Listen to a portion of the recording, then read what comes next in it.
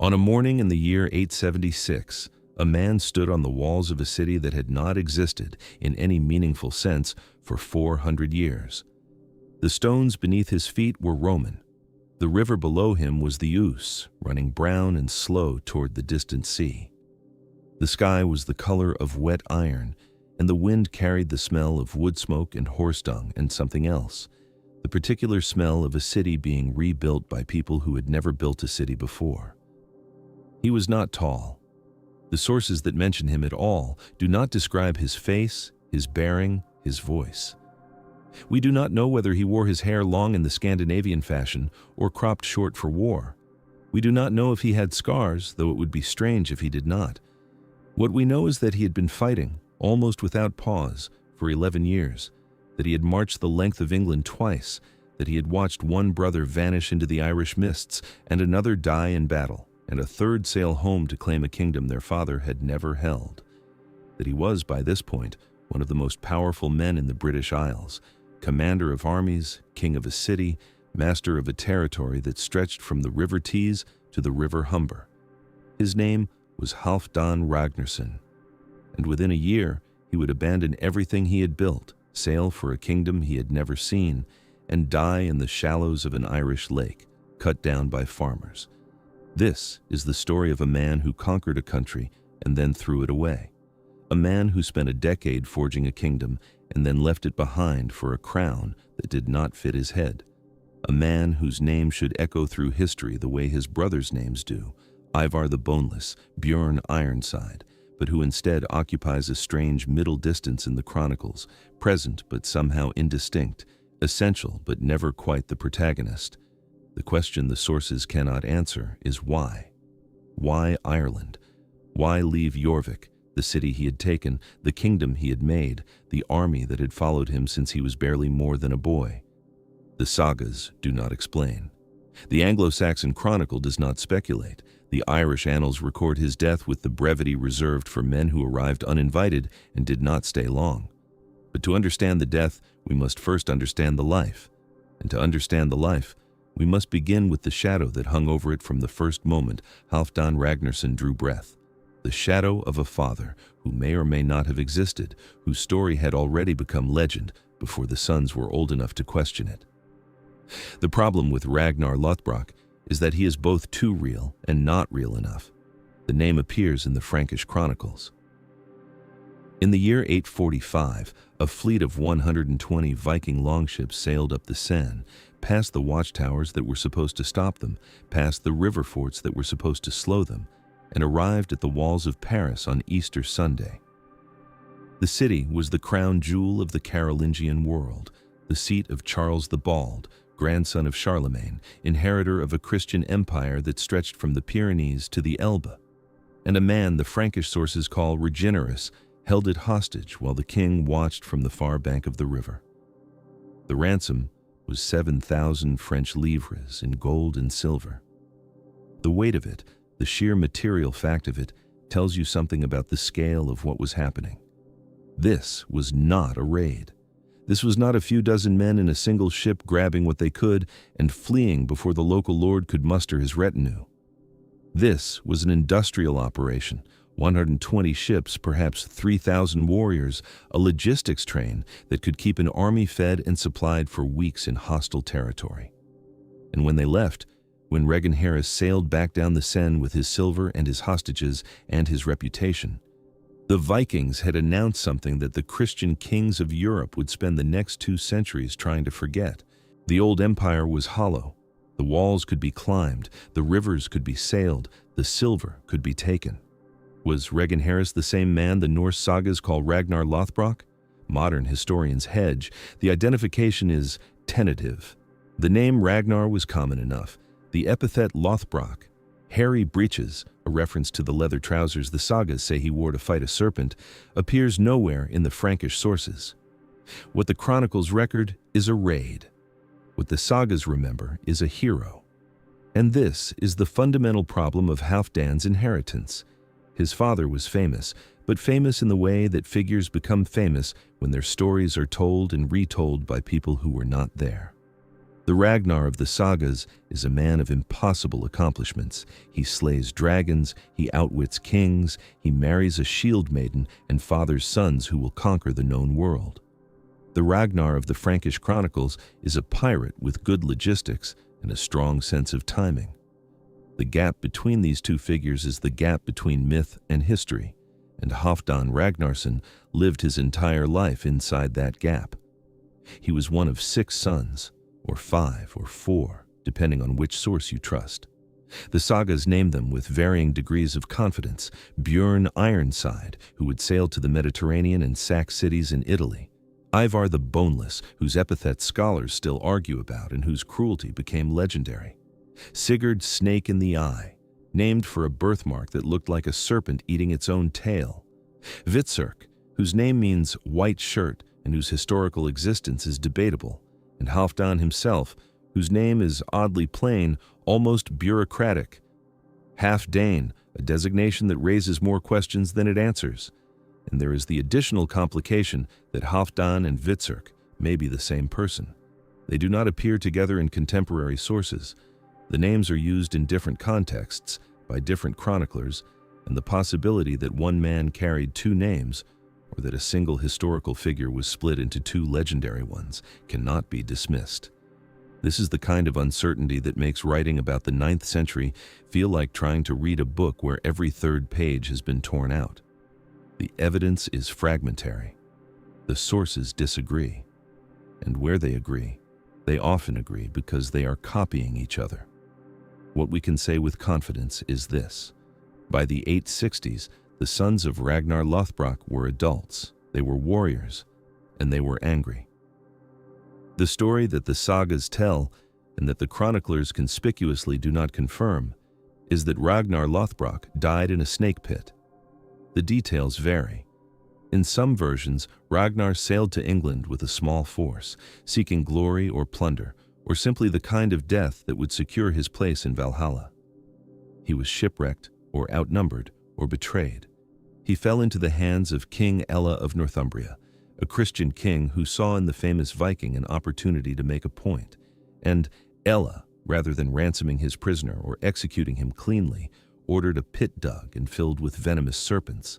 The poem Krakumal purports to be Ragnar's death song, composed as the snakes bit into his flesh. The verses are boastful, defiant, the words of a man who knew exactly what his death was supposed to mean. "We struck with our swords. How the battle was won." The eagle howled over the fallen. "Now I shall drink ale with the Aesir." It is magnificent poetry. It is almost certainly fiction. There is no archaeological evidence that snake pits were constructed in 9th century Britain. The logistics alone would be daunting. Acquiring enough venomous snakes to kill a grown man, keeping them alive in the English climate, ensuring they would actually bite on command. But the historicity of the snake pit is less important than its narrative function. What matters is that the sons believed it, or at least they acted as though they believed it. The great heathen army did not invade England for land or silver, or the establishment of trading posts. It invaded England to kill a king. Ella of Northumbria was a real person. The Anglo-Saxon Chronicle records his death on March 21, 867, at the hands of the Danes, the same year the great army captured York. What the Chronicle does not record, and what the sagas describe in graphic detail, is how he died. The blood eagle, the ritual execution in which the victim's ribs were severed from the spine, pulled outward to form wings and the lungs drawn out through the wound while the man still breathed.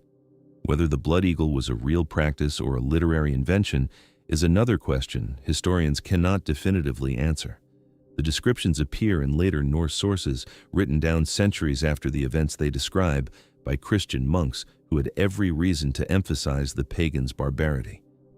But the power of the image, the specific, deliberate cruelty of it, served a purpose that transcended historical accuracy. It told the world what happened to men who killed sons of Ragnar.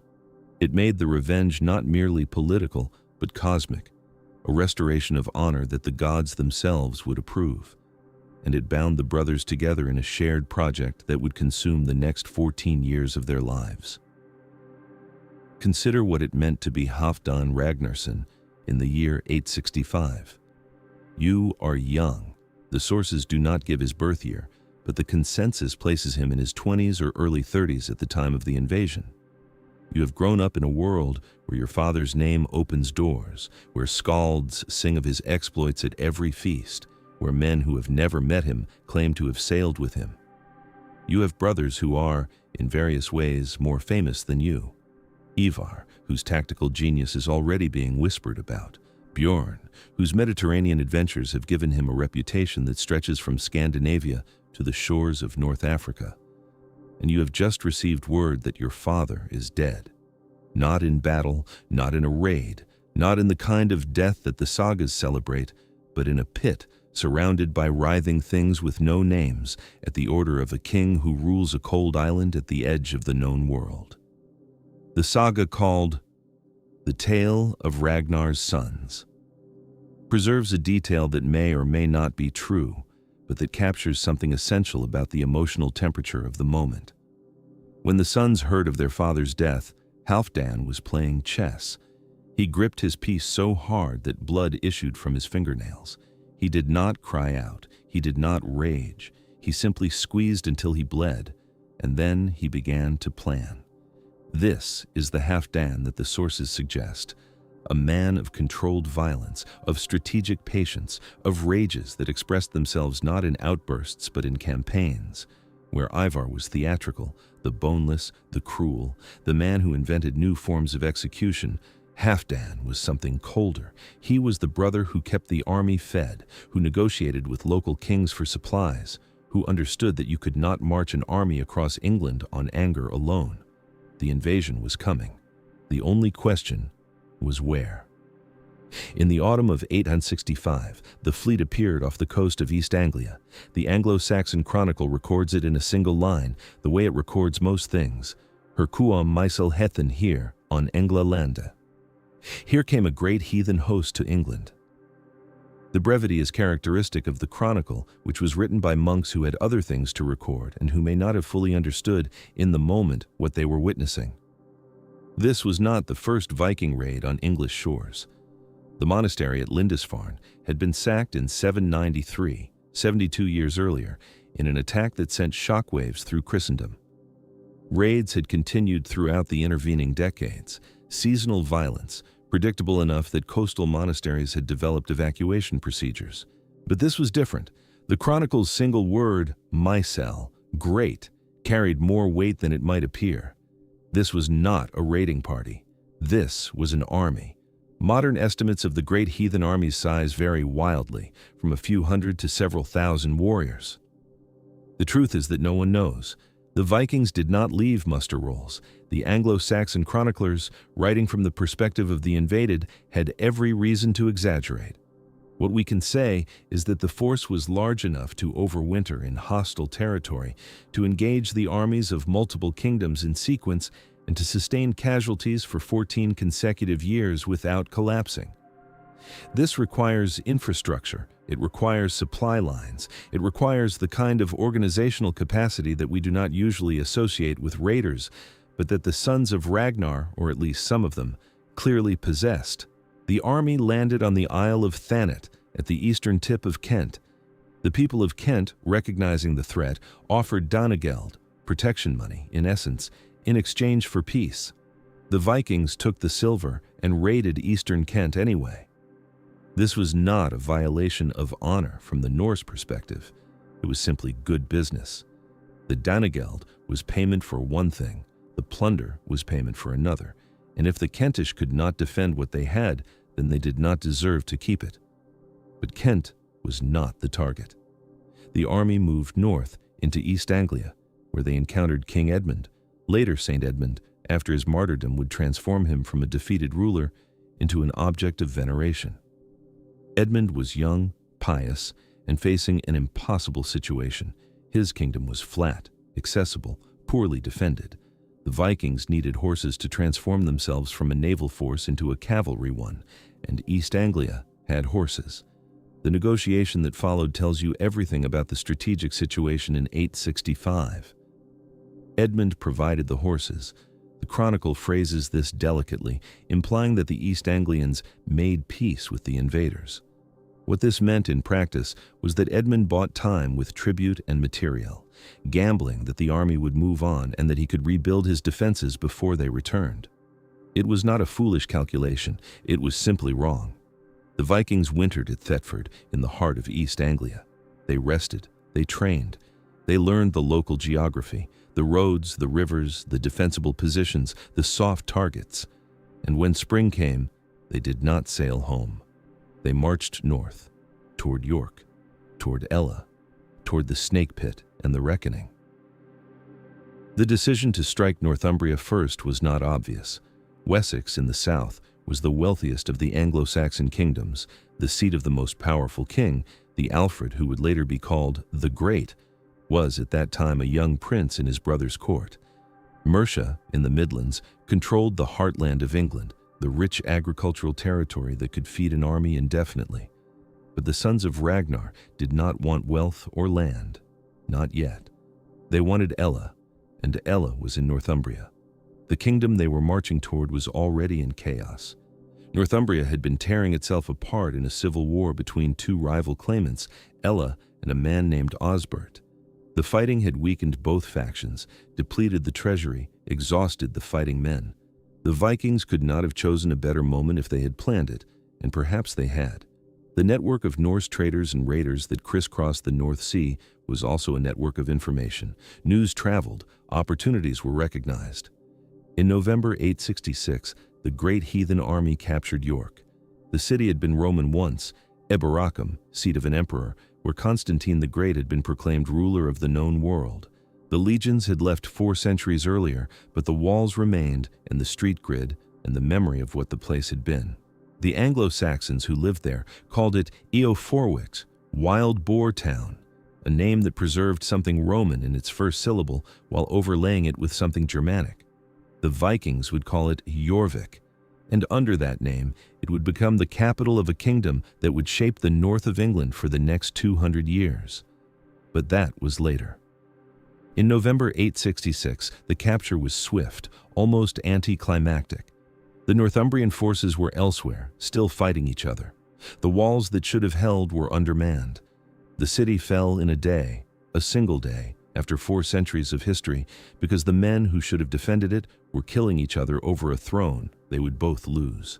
Ella and Osbert, suddenly united by a common enemy, counterattacked on March 21, 867.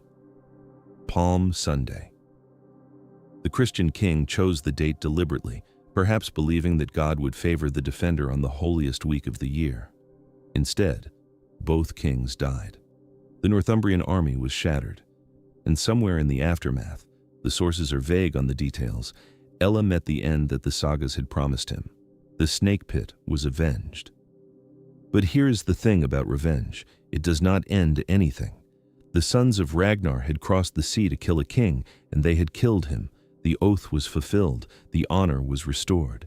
They could have sailed home, laden with silver and glory, their places in the sagas secured.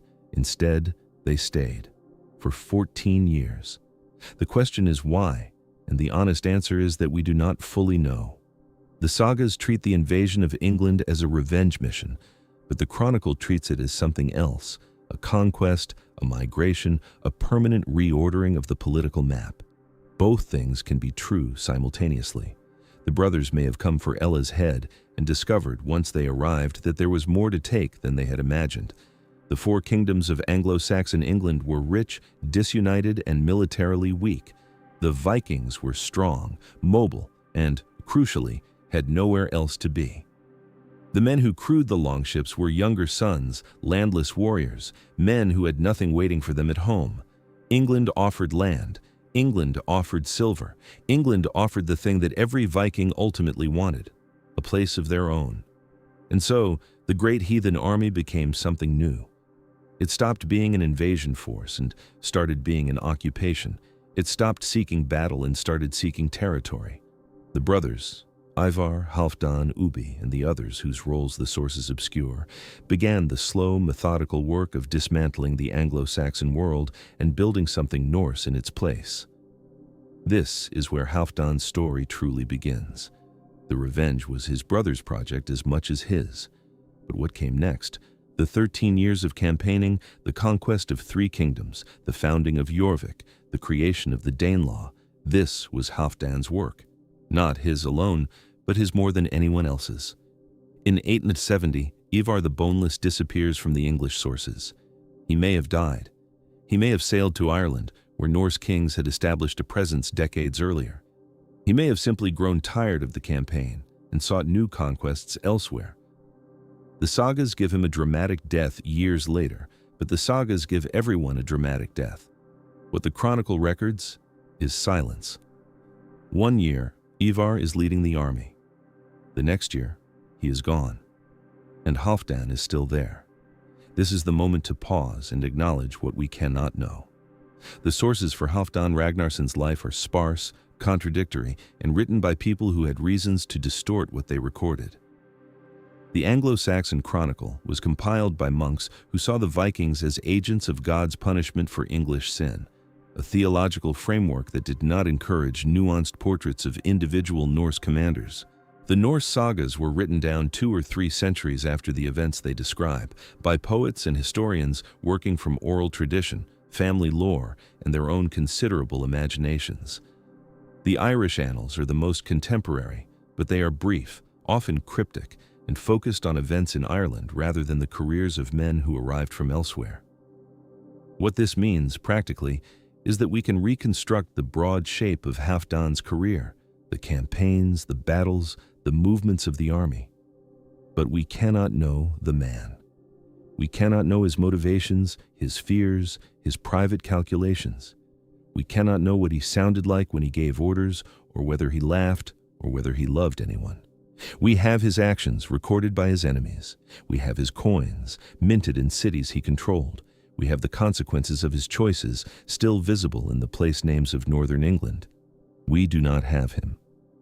This is the condition of writing about the early medieval period. The past is not silent.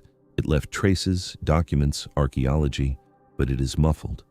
We hear it through walls. We see it through water. The people who lived it did not know they were making history, and the people who recorded it had their own agendas.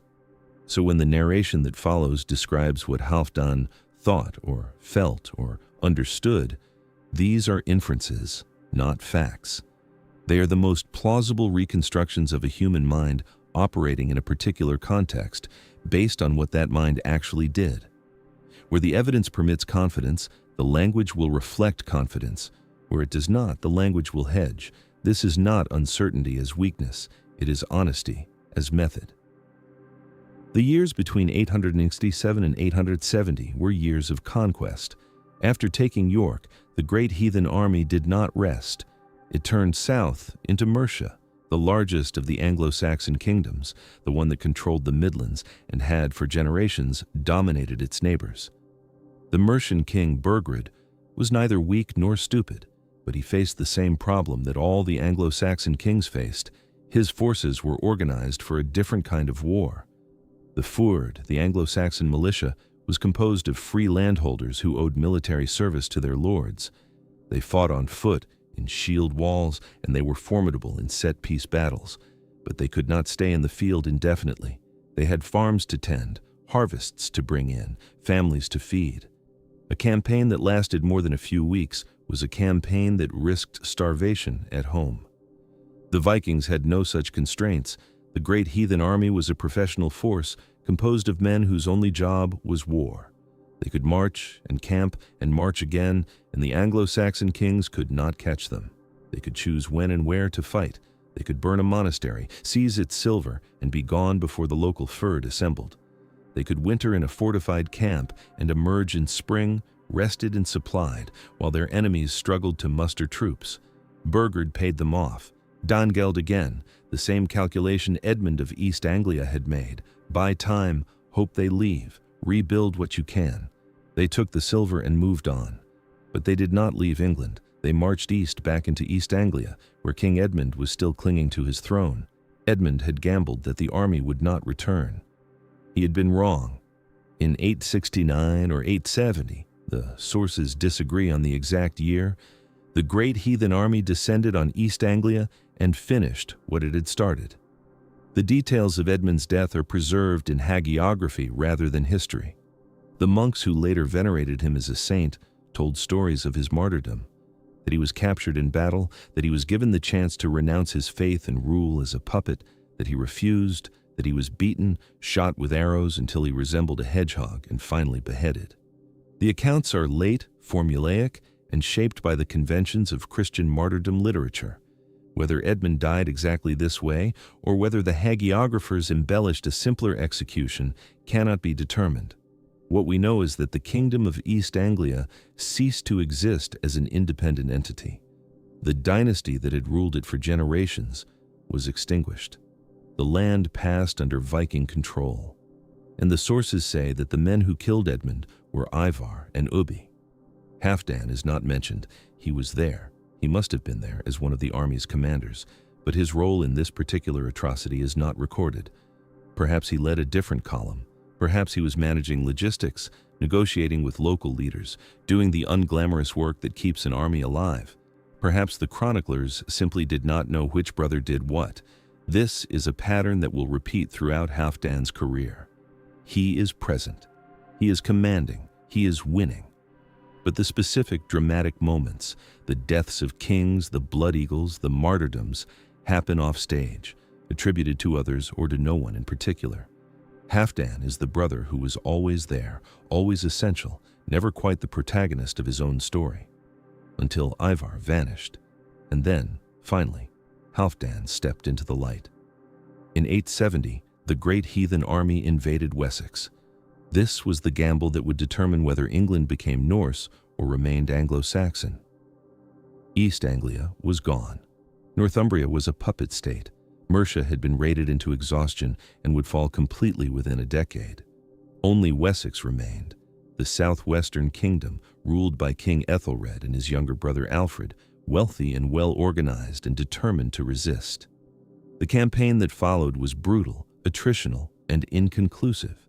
The army marched through Wessex, and the West Saxons marched to meet them, and there were battles, Ashdown, Wilton, Merton, others that the chronicle names without describing. Ethelred died, possibly of wounds, possibly of illness. Alfred became king, and the two forces ground against each other through 871, neither able to achieve decisive victory. Halfdan was commanding now. The sources identify him explicitly. It is his army, his campaign, his decision to keep pressing south even as the casualties mounted.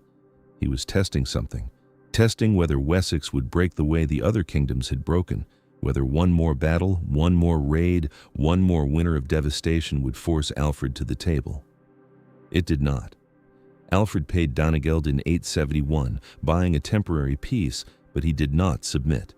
He did not flee.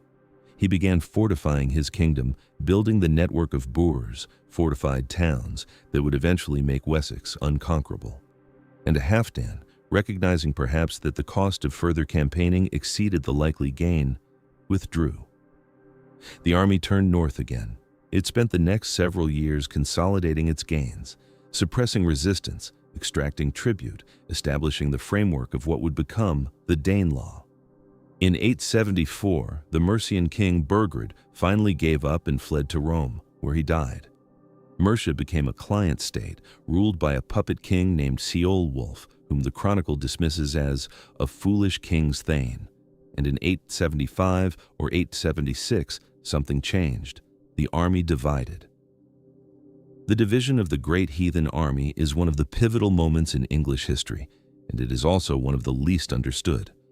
The chronicle records that the army split in two. One half went south under a leader named Guthrum to continue the war against Wessex. The other half went north under Halfdan to settle. Settle, not raid, not campaign, settle. The chronicle's language is striking.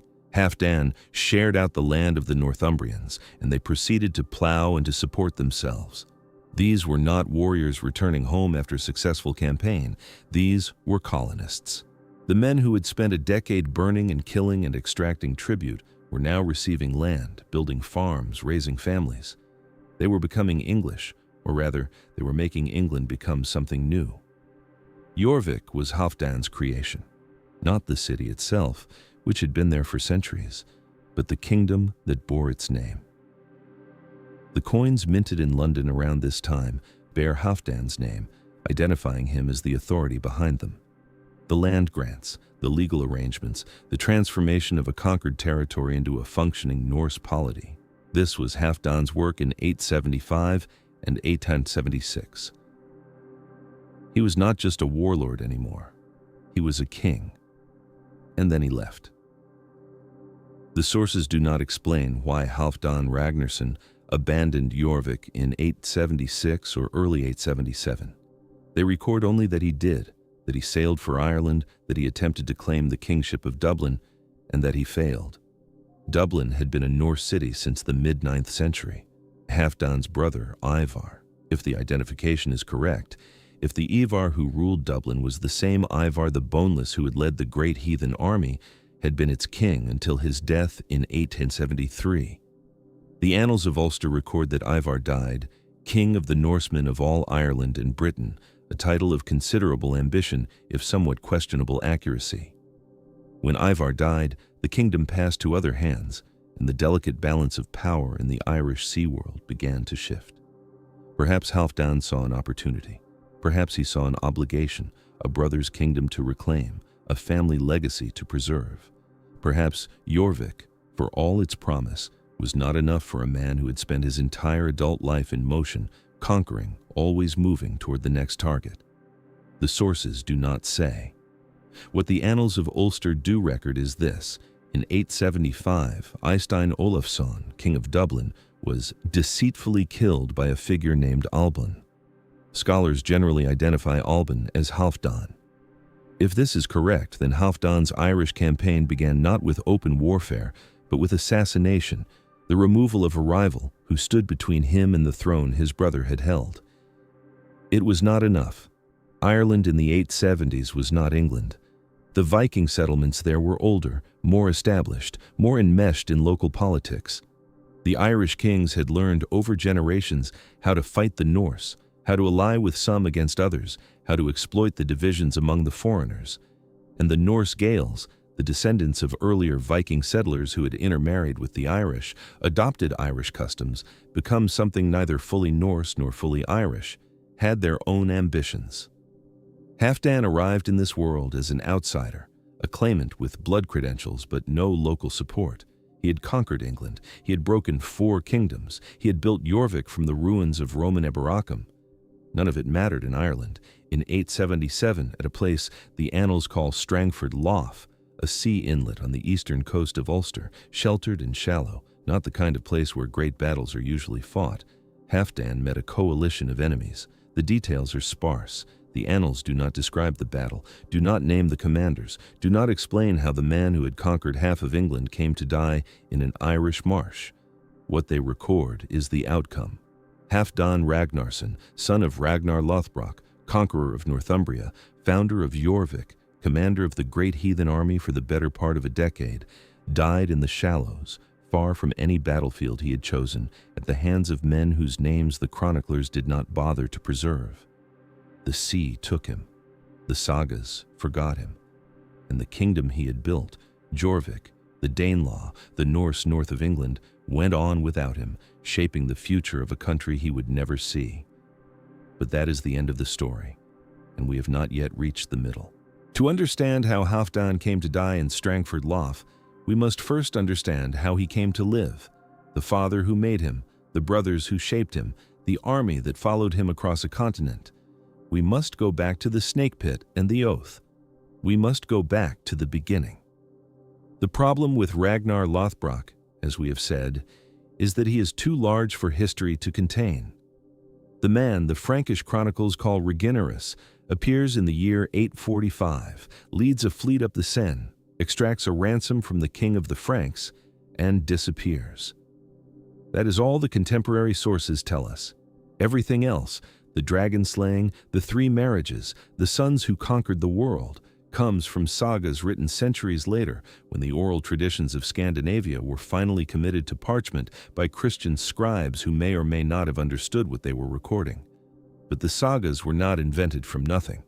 Ragnar may be a composite figure, a name onto which the achievements of multiple historical raiders were projected. He may be a literary creation, a hero invented to explain why the sons were so remarkable. Or he may have been real, a single man whose exploits were so extraordinary that they seemed, to later generations, like the stuff of myth. What matters for our purposes is not what Ragnar actually did, but what his sons believed he had done. They grew up in a world saturated with stories of their father's greatness. They heard the poems, saw the gifts he had brought home, met the men who claimed to have sailed with him. Whether the stories were true or exaggerated or entirely fictional, they shaped the sons' understanding of themselves, of what they were expected to do, of what counted as success, of how a man should live and die. And then they heard how he had died. In a pit, surrounded by serpents, at the order of a Christian king who ruled a cold island at the edge of the world. The poem Krakumal puts words in Ragnar's mouth as the snakes bite. I have fought 51 battles, under banners of war. When I was young, I learned to redden the steel with blood. No prince, I thought, could prevail against me, and now I am to die, bitten by snakes in the hall of a king whose name will be forgotten. The poetry is probably spurious, but the emotional logic is not. A man who had lived as Ragnar was supposed to have lived, raiding, conquering, making and unmaking kings, deserved a death in battle, sword in hand, enemies at his feet. What he got instead was a death that was both painful and humiliating, a death that demanded answer. The sons answered. We know their names, or some of them. Bjorn Ironside, who would sail to the Mediterranean and be remembered for centuries. Ivar the Boneless, whose epithet remains a puzzle. Did he have a physical disability, a metaphorical flexibility, a reputation for cruelty so extreme that he seemed to lack human bones? Sigurd Snake in the Eye, marked from birth with a sign that the sagas interpreted as destiny. A Vitsirk, if he existed, and Halfdan. Halfdan, whose name meant half-Dane, and whose story is the one we are telling. Why half-Dane? The sagas offer no explanation. Perhaps his mother was not Danish. Perhaps she was Swedish or Norwegian, or from one of the Baltic peoples. Perhaps the name was given ironically, a recognition that this son was somehow incomplete, not quite the full measure of his brothers. Perhaps it meant nothing at all, a sound that happened to attach to a child and followed him into history. What we know is that Halfdan was there from the beginning. When the great heathen army formed, when the sons of Ragnar gathered warriors from across Scandinavia, assembled a fleet, provisioned it for a campaign that would last years rather than months, Halfdan was among the commanders. He was young, probably in his 20s, and he was not the leader. That role belonged to Ivar, whose reputation was already formidable, whose tactical brilliance was already the subject of stories. Halfdan was a lieutenant, a supporting character, a brother who did what he was told. But he learned. And he watched. And when Ivar vanished into Ireland or death or legend, Halfdan was ready. The great heathen army landed in East Anglia in the autumn of 865. The name itself tells you something. Mysel Hethen here. Great heathen host. The Anglo-Saxons who faced it did not know what to call it. It was not a raid, not a single fleet seeking plunder. It was not an army in the sense they understood, a force raised by a king to fight a war and then disbanded. And it was something new, a permanent military organization, self-sustaining, capable of operating for years at a time without external support. And it was heathen. This mattered. The Anglo-Saxon kingdoms were Christian, had been Christian for centuries, and the Vikings who attacked them were pagan, worshippers of Odin and Thor, believers in a cosmology that had no place for mercy or forgiveness or the redemption of souls. The monks who wrote the Chronicle saw the invasion as divine punishment. God was angry at the English for their sins, and he had sent the Northmen to chastise them. This theological framework made the invasion comprehensible, but it also made it terrifying. The Vikings were not merely enemies. They were agents of apocalypse. The army landed in the Isle of Thanet first. The people of Kent offered tribute. The Vikings took it and raided anyway. Then they moved north into East Anglia, where King Edmund met them with an offer: horses, supplies, peace in exchange for the army moving on. Edmund's calculation was not foolish. He was buying time. He was hoping that the storm would pass, that the Vikings would march north to settle their quarrel with Ella and then sail home. He was wrong, but he was not stupid. The army wintered at Thetford. They rested, they trained, they integrated the horses into their forces, transforming themselves from infantry into something more mobile, more dangerous. And in the spring, they marched north to York, to the Snake Pit, to Ella. The city fell in a single day. The Northumbrian kings, still fighting each other when the army arrived, managed to unite for a counterattack on Palm Sunday, 867. Both Ella and Osbert died. The Northumbrian army shattered, and somewhere in the chaos, the revenge was taken. The sons of Ragnar had done what they set out to do, and then they stayed. For 13 more years, they stayed. Because the revenge was never really the point. The revenge was the beginning. The city they took was Roman. This matters. York, in 866, was not a Saxon town built from timber and thatch, not a settlement that had grown organically around a market cross or a monastery. It was Eboracum, the fortress of the 6th Legion, built 4 centuries before the first Saxon ever set foot in Britain. The walls were stone, the streets were laid in grids. The Principia, the headquarters building where Roman commanders had once directed the defense of the northern frontier, still stood at the city's heart, its foundations sunk deep into earth that had been compacted by generations of legionary boots. The Anglo-Saxons who lived there called it Eoforwic, and they had adapted it to their purposes. The old legionary baths had become a royal palace, the forum had become a market, the temples had become churches or rubble. But the bones of the place were still Roman. The walls were still Roman. And those walls had gaps. 400 years is a long time for stone to stand without maintenance. The legions had left Britain in 410, pulled back to defend an empire that was collapsing inward, and no one since had possessed either the engineering knowledge or the political will to keep Eboracum's defenses in proper repair. The Anglo-Saxon kings of Northumbria had patched what they could. They had built timber palisades to fill the breaches, had stationed guards at the gates, had trusted that the city's reputation would deter attackers. But a reputation is not a wall, and a timber palisade is not Roman concrete. The sons of Ragnar knew this. They had spent a winter at Thetford, and they had not spent it idle. They had gathered intelligence. They had questioned traitors, interrogated captives, assembled a picture of the land they intended to conquer. They knew that Northumbria was tearing itself apart. They knew that Osbert, the legitimate king, was fighting Ella, the usurper, and that both men were more interested in destroying each other than in defending against external threats. They knew that the northern kingdom's military resources were split, that neither claimant could afford to station sufficient forces at York while the other threatened his flank. And they knew about All Saints' Day, November the 1st, the feast when every Christian in the kingdom would be at church, when the nobility would gather for Mass, when the guards on the walls would be thinking about the salvation of their souls rather than the approach of enemies. The timing was not accidental. The great heathen army did not stumble into York on All Saints' Day by coincidence. They chose it. They planned for it. They understood that their enemy's religion was a vulnerability, that the Christian calendar created predictable moments of distraction, and they exploited that understanding with surgical precision. The approach would have been careful. The army had horses now, taken from King Edmund's tribute, and horses change everything about the pace of war. A force on foot might manage 15 miles in a day, perhaps 20 if the roads were good and the weather fair. A mounted force could cover twice that distance. More importantly, mounted scouts could range far ahead, screening the main body, ensuring that news of the army's movement did not outpace the army itself. The Vikings who approached York in late October of 866 knew where the Northumbrian patrols were. They knew which roads were watched. They knew how to move through a hostile landscape without being seen until they chose to be seen. The city fell in a day. The sources do not give us the details we would want.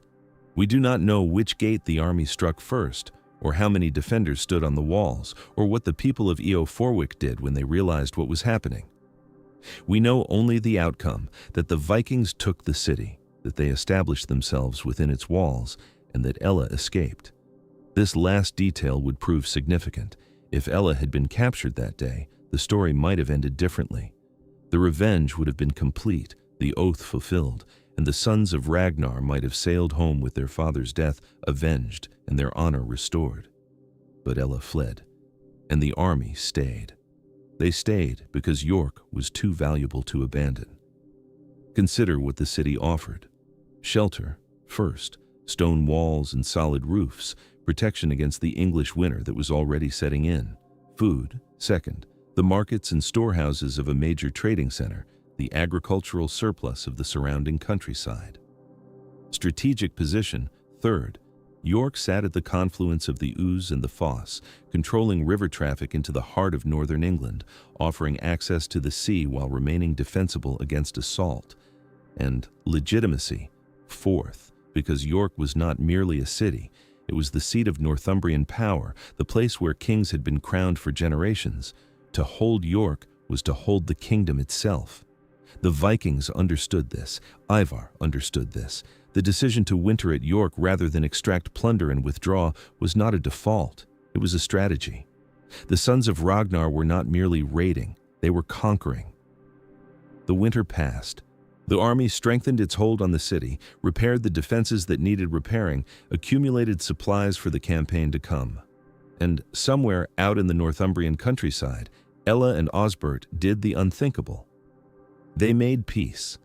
The sources are clear on this point, clear enough that we can trust it. The two rival kings, who had been killing each other's supporters for years, who had torn the kingdom apart in their struggle for supremacy, put aside their quarrel in the face of the pagan threat. The Chronicle tells us they united. Simeon of Durham tells us they gathered a great army. The details differ, but the shape is consistent. In the spring of 867, Northumbria stopped fighting itself and turned to fight the invaders. This was the right decision. It was, perhaps, the only decision that offered any hope of survival. A divided Northumbria had no chance against the great heathen army. A united Northumbria, marshaling all its military resources, striking before the Vikings could consolidate their hold on the region, this might succeed. Ella and Osbert were gambling, but they were gambling on the only bet that could pay off. The attack came on the 21st of March, 867. Some sources say Palm Sunday.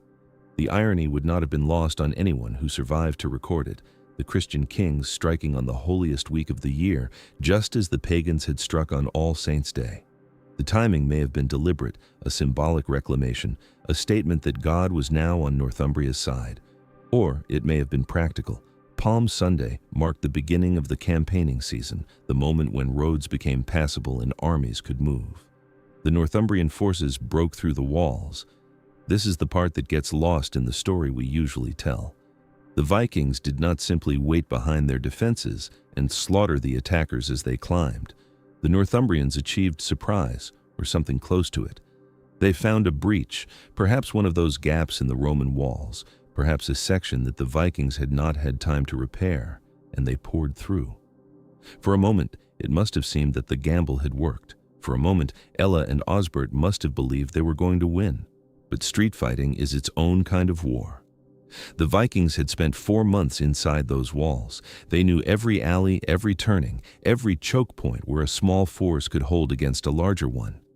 And they were professionals, men who had been fighting since childhood, who had learned their craft on raids across the North Sea, who had survived engagements against Frankish cavalry and Slavic infantry, and the desperate defenders of 100 burning monasteries. The Northumbrian fyrd was brave, was numerous, was fighting for its homeland. But bravery is not experience. Numbers do not help in a narrow street, and the homeland cannot swing a sword for you. The battle turned. We do not know exactly how. Perhaps the Northumbrians pushed too far too fast, extending beyond their supply lines, losing cohesion as units broke off to pursue retreating Vikings through unfamiliar streets. Perhaps Ivar had prepared a trap, a deliberate withdrawal to draw the enemy in, followed by a counterstroke from forces held in reserve. Perhaps it was simply attrition, the slow grinding down of men who had expected quick victory and found instead a war of corners and doorways and sudden death. What we know is this: both kings died. Ella and Osbert, who had united against the common enemy, who had staked everything on one great assault, died on the same day in the streets of York. The sources do not tell us if they died fighting. The sources do not tell us if they died together. They tell us only that when the battle ended, the kingdom of Northumbria had no king at all, and the great heathen army stood victorious amid the corpses of its enemies. The Blood Eagle. We need to talk about the Blood Eagle. The Norse sagas are specific. The tale of Ragnar's sons describes how Ivar the Boneless captured Ella after the battle and subjected him to a ritual execution. The eagle carved in his back, his ribs severed from his spine, his lungs pulled out and spread like wings. The image is horrifying. It is meant to be horrifying. It is meant to communicate something about the sons of Ragnar, about their savagery, their devotion to their father, their willingness to answer atrocity with atrocity. The snake pit demanded the blood eagle. The scales of vengeance required balancing. The Anglo-Saxon sources say nothing of this. The Chronicle tells us that Ella and Osbert died in the battle. It does not describe an execution. It does not mention torture. It does not give any indication that Ella survived the fighting long enough to be captured. The silence is significant. The Chronicle was compiled by monks who had every reason to emphasize Viking brutality, who regularly described the pagans as wolves and devils and agents of destruction. If they had known that Ella was tortured to death in a pagan ritual, they would have said so. They would have made it central to their narrative. The fact that they don't, the fact that they simply record both kings dying in battle, suggests that either the Blood Eagle didn't happen or they didn't know about it. Modern historians are skeptical.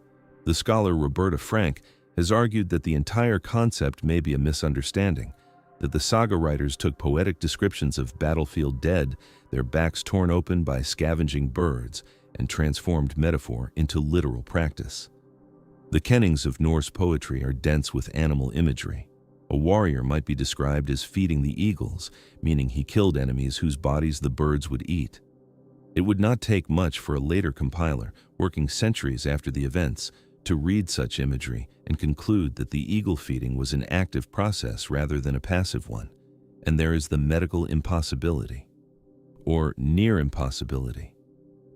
The procedure described in the sagas, cutting through the back, severing each rib from the spine, extracting the lungs through the opening, would kill the victim almost instantly. The moment the ribs were cut, the victim would begin to suffocate and bleed out simultaneously. There would be no dramatic spreading of lung wings, no prolonged suffering for the observers to witness. The whole point of the ritual, as described, was to make the victim suffer. But the mechanics would not permit it, none of which means it didn't happen. The Blood Eagle appears in only 2 instances in the entire Norse literary corpus, plus oblique references that may or may not describe the same practice. Both instances are revenge killings, a son avenging his father. The specificity suggests that this was not a common execution method, not something Vikings did routinely, but a particular ritual reserved for particular circumstances. And the circumstances of Ella's death fit the pattern precisely. He had killed Ragnar. Ragnar's sons had sworn revenge. If there was ever a moment when the Blood Eagle would be performed, this was it. The truth is that we cannot know. The sources diverge too sharply. The Anglo-Saxon witnesses recorded a death in battle. The Norse poets and saga writers, working generations later, recorded a ritual execution. Both versions served the purposes of their authors. The monks wanted to show Viking savagery in general terms, while the saga writers wanted to show Viking vengeance in specific and dramatic terms. We are left with the uncertainty that haunts so much of early medieval history.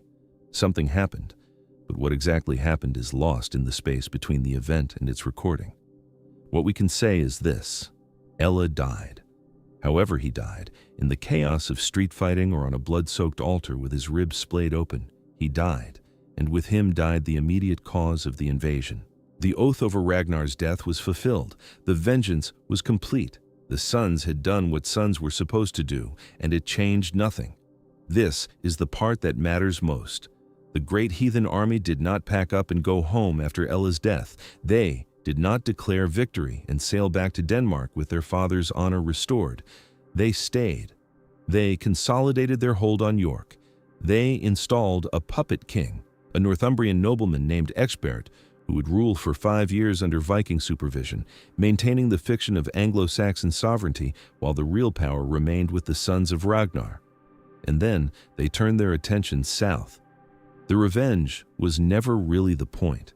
It was the justification. It was the story that made sense of the invasion, that gave it a narrative shape the listeners could follow.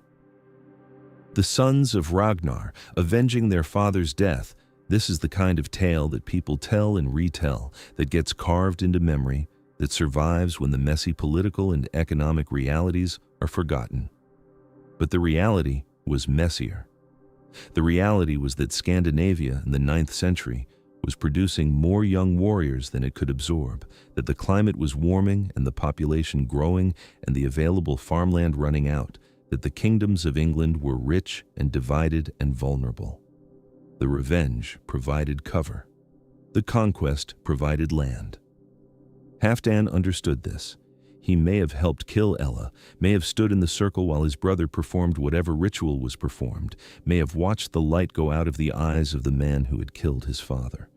Or he may have been elsewhere in the city, fighting in the streets, consolidating control of some key position while the command group handled the symbolic work.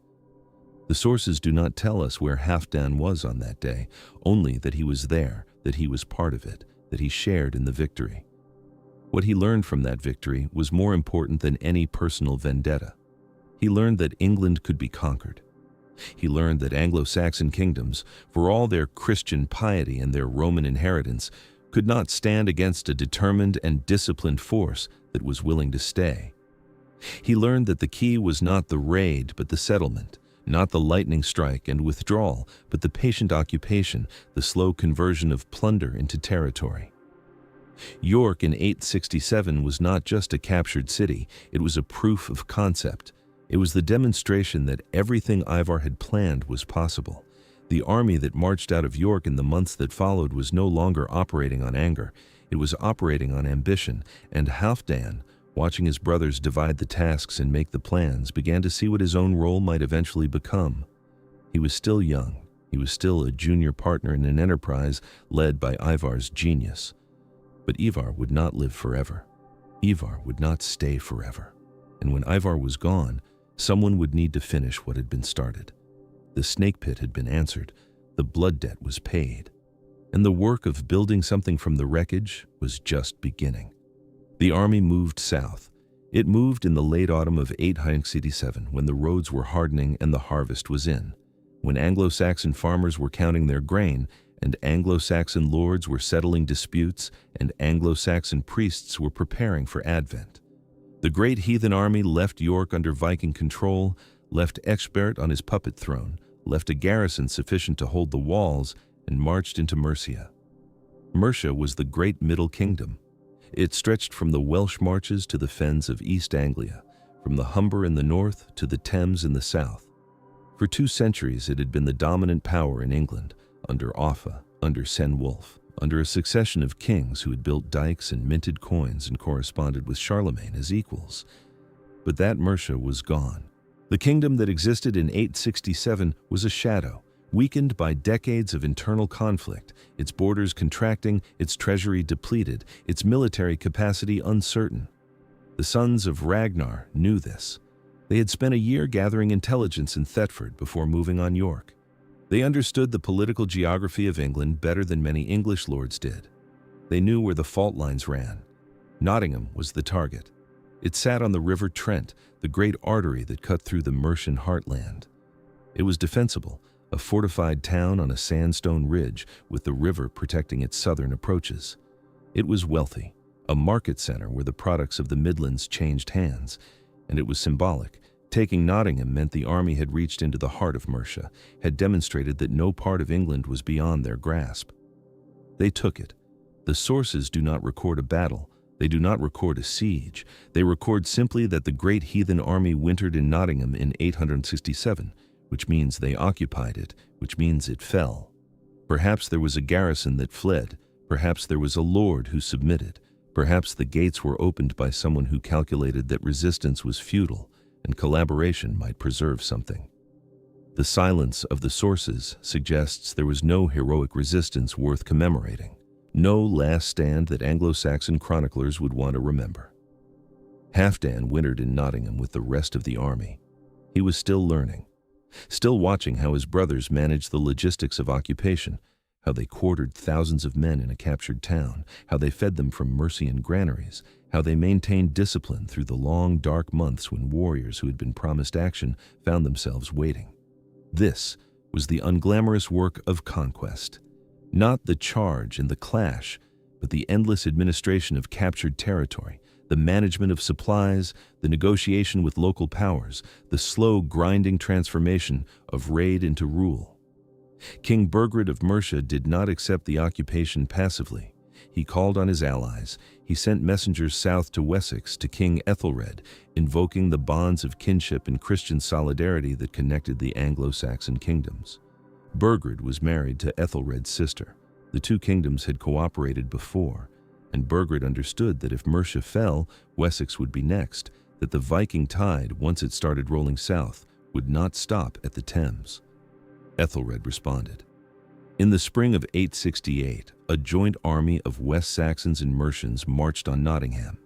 It was the largest English force that had yet been assembled against the invaders, two kingdoms combining their military resources, setting aside whatever rivalries existed between them in the face of the common threat. They laid siege to the town, and nothing happened. The siege was inconclusive. The Anglo-Saxon Chronicle records no battle, no assault, no breach. The joint army surrounded Nottingham. The Vikings stayed inside the walls. Days passed, weeks passed. The Mercians and West Saxons looked at those walls and calculated the cost of storming them.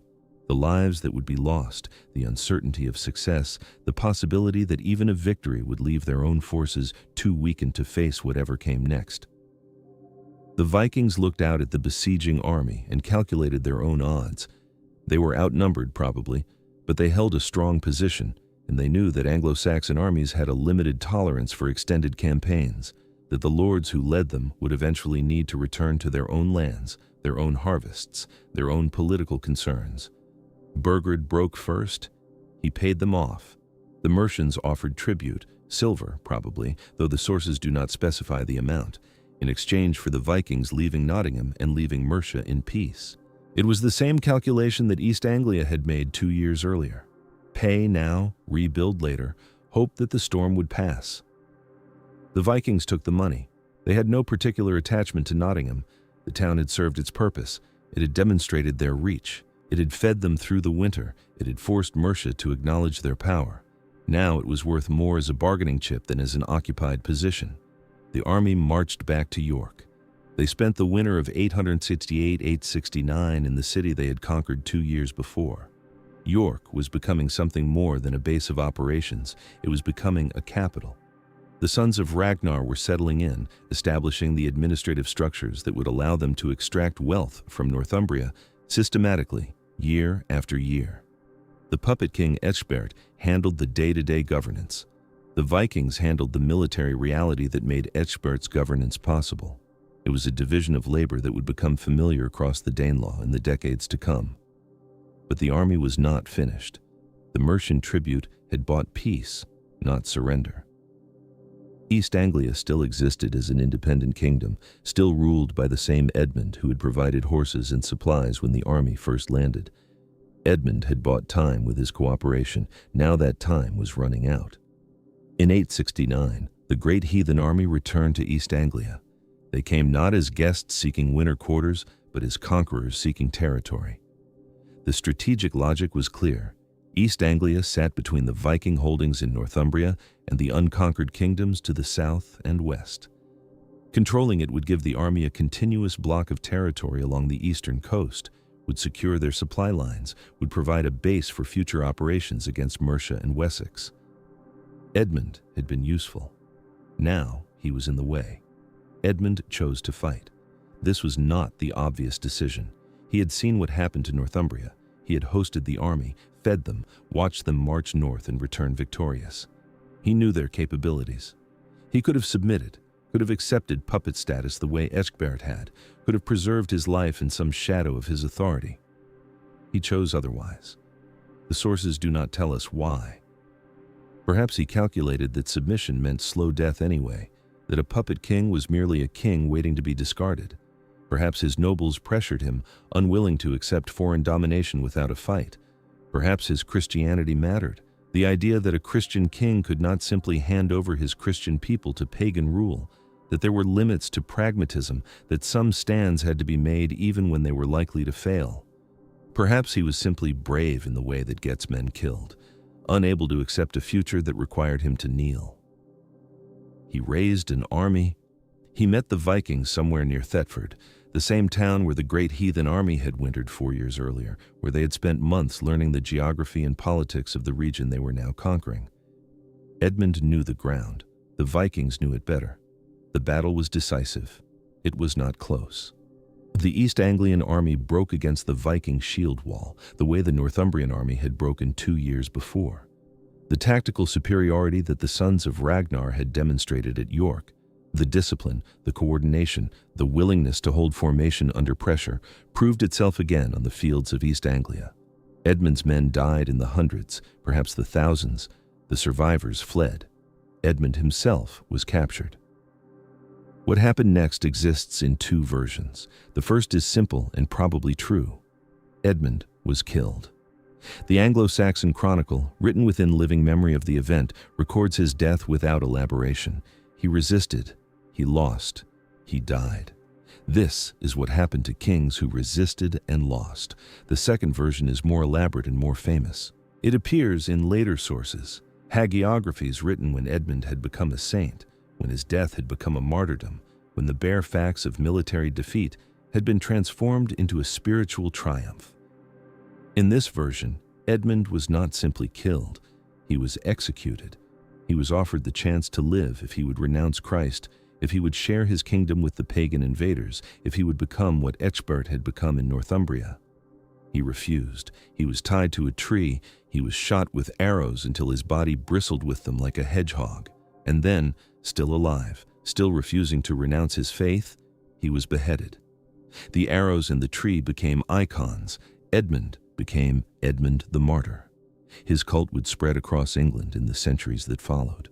The town where he was buried would become Bury St. Edmunds. His death would be remembered when the political details of his kingdom were forgotten. Which version is true? The honest answer is that we cannot know. The contemporary sources are silent on the manner of his death. The hagiographic sources are written to inspire veneration, not to record facts. The arrow-riddled martyrdom may be historical, or it may be a Christian appropriation of the image of Saint Sebastian, or it may be a later invention designed to transform a military defeat into a spiritual victory. What we can say with confidence is that Edmund died on November 20th, 869. What we can say is that his kingdom fell with him. What we can say is that the great heathen army, having destroyed Northumbria and humiliated Mercia and conquered East Anglia, controlled most of eastern England by the end of the decade. Halfdan was there. He was a co-commander throughout these campaigns, learning the work of conquest at the highest level. He watched Edmund fall, watched another king go down before the army's advance, watched another kingdom collapse into Viking occupation. He was accumulating experience. He was building the reputation that would matter when his brothers were gone. And then Ivar left. The departure happened sometime after the conquest of East Anglia, around 870. Ivar the Boneless, the strategic genius behind the great heathen army, the brother whose intelligence had turned a revenge raid into a conquest of kingdoms, shifted his attention away from England. His name disappears from the Anglo-Saxon sources after 870. He does not appear in the records of the campaigns that followed. He went to Ireland. This was not random. Ivar had connections to Dublin. He is generally identified with Eymar, a Norse king who had been active in the Irish Sea region for years. The Viking world wasn't divided into neat national categories. The same men who raided England raided Ireland, raided Scotland, raided the Frankish coast. The same families held power in Dublin and York and the Hebrides. The Norse diaspora was a network, not a collection of separate colonies, and Ivar moved through that network according to his own calculations. His partner in Ireland was Olaf the White, another Dublin king with whom Ivar had a long-standing alliance. Together they turned their attention to Scotland. In 870, they besieged Dumbarton Rock, the capital of the Kingdom of Strathclyde. Dumbarton was a fortress. It sat on a volcanic plug overlooking the Clyde, a natural stronghold that had resisted attackers for centuries. The Strathclyde Britons, Celtic people who had maintained their independence against Picts, Scots, Angles, and Vikings, trusted their walls and their rock. They held out for 4 months. It was not enough. Ivar and Olaf cut off the water supply. The garrison, wasted by hunger and thirst, according to the sources, capitulated. The Vikings carried off the survivors as slaves, a haul so massive that it would be remembered for generations. The following year, Ivar and Olaf returned to Dublin in triumph. Ivar was now styled King of the Norsemen of all Ireland and Britain. He had achieved something like empire. And then he died. The year was 873. The cause is disputed. Some sources suggest a sudden and terrible illness, which could mean anything from plague to infection to simple organ failure. The Scandinavian sagas, written centuries later, claim he died peacefully, which may be propaganda designed to give the great conqueror a dignified end. What matters is that he died, and that when he died, the great heathen army lost its architect. Halfdan stepped into the vacuum. He was not the only candidate. There were other brothers, other commanders, other men with claims to leadership, but Halfdan had been present from the beginning. He had co-commanded for nearly a decade. He had learned the army's methods in York, in Nottingham, in East Anglia. He knew the men. He knew the terrain. He knew the unfinished business. The unfinished business was Wessex. Wessex was the last Anglo-Saxon kingdom that had not been conquered, humiliated, or reduced to tributary status. It occupied the southwest of England, the rolling hills and fertile valleys from the Thames to the sea. It was ruled by a dynasty that traced its lineage back centuries, that had produced capable kings, that had built an administrative and military system that actually functioned. And it had Alfred. Alfred was not yet king when the great heathen army first turned its attention to Wessex in 871. He was the younger brother of King Ethelred, a prince who had spent years fighting alongside his brother against smaller Viking raids, learning the business of war in the hard school of actual combat. When the main army arrived, when the full weight of the force that had broken Northumbria and East Anglia descended on his kingdom, Alfred was ready. Or as ready as anyone could be. The year 871 was a year of blood. The Anglo-Saxon Chronicle records 9 battles in Wessex during that single year, 9 engagements between the great heathen army and the West Saxon fyrd. 9 times the shield walls formed and the axes fell, and men died on fields whose names have come down through the centuries: Reading, Ashdown, Basing, Merton, Wilton. The fighting was relentless. The casualties were enormous on both sides. Only one of those 9 battles was a clear West Saxon victory. At Ashdown on January 8, 871, Alfred led a charge that broke the Viking line. The Norse war leader Bagsec died in the fighting. The army retreated. For one day, on one hillside, the tide of conquest was reversed. But one victory in 9 battles is still 8 defeats. The West Saxons were being ground down. Their king was wounded at Merton, fatally as it turned out. Ethelred lingered for weeks, his body failing, his kingdom under assault, before dying in April 871. Alfred succeeded him. The new king was perhaps 22 years old. He inherited a kingdom in crisis, an army depleted by months of continuous combat, a treasury drained by the costs of war. He also inherited a problem that no amount of courage could solve. The great heathen army had staying power. It could absorb losses and replace them. Vikings from across the North Sea were drawn to join an enterprise that had already conquered so much. In the summer of 871, a second fleet arrived from the continent, the Great Summer Army, the sources call it, sailing up the Thames to reinforce Halfdan's forces. The West Saxons were fighting not just an army but a migration a continuous flow of warriors seeking land and wealth in the rich kingdoms of England. Halfdan pressed the advantage. He fought the West Saxons through the spring and summer, trying to replicate the results he had achieved in Northumbria and East Anglia. But Wessex would not break. The Fyrd kept reforming. Alfred kept commanding. The West Saxon lords, whatever their private calculations, kept showing up to fight. By autumn, both sides were exhausted. The army had grown smaller with each battle. Supplies were running low. The easy victories of Northumbria seemed very far away. Halfdan accepted payment. Alfred bought the Vikings off, silver in exchange for withdrawal, peace in exchange for tribute. It was the same deal Burgred had made at Nottingham. It was the deal that every Anglo-Saxon king eventually made when the alternative was annihilation. The army retreated to London. They wintered there in 871-872 in the old Roman city that had passed through the hands of a dozen rulers since the legions left. London was not quite anyone's capital at this point. It sat in a contested zone between Mercia, Essex, and Wessex, but it was wealthy, defensible, and conveniently located for an army that had just failed to conquer the southwest. The sons of Ragnar counted their silver and considered their options. The Wessex campaign had revealed something important.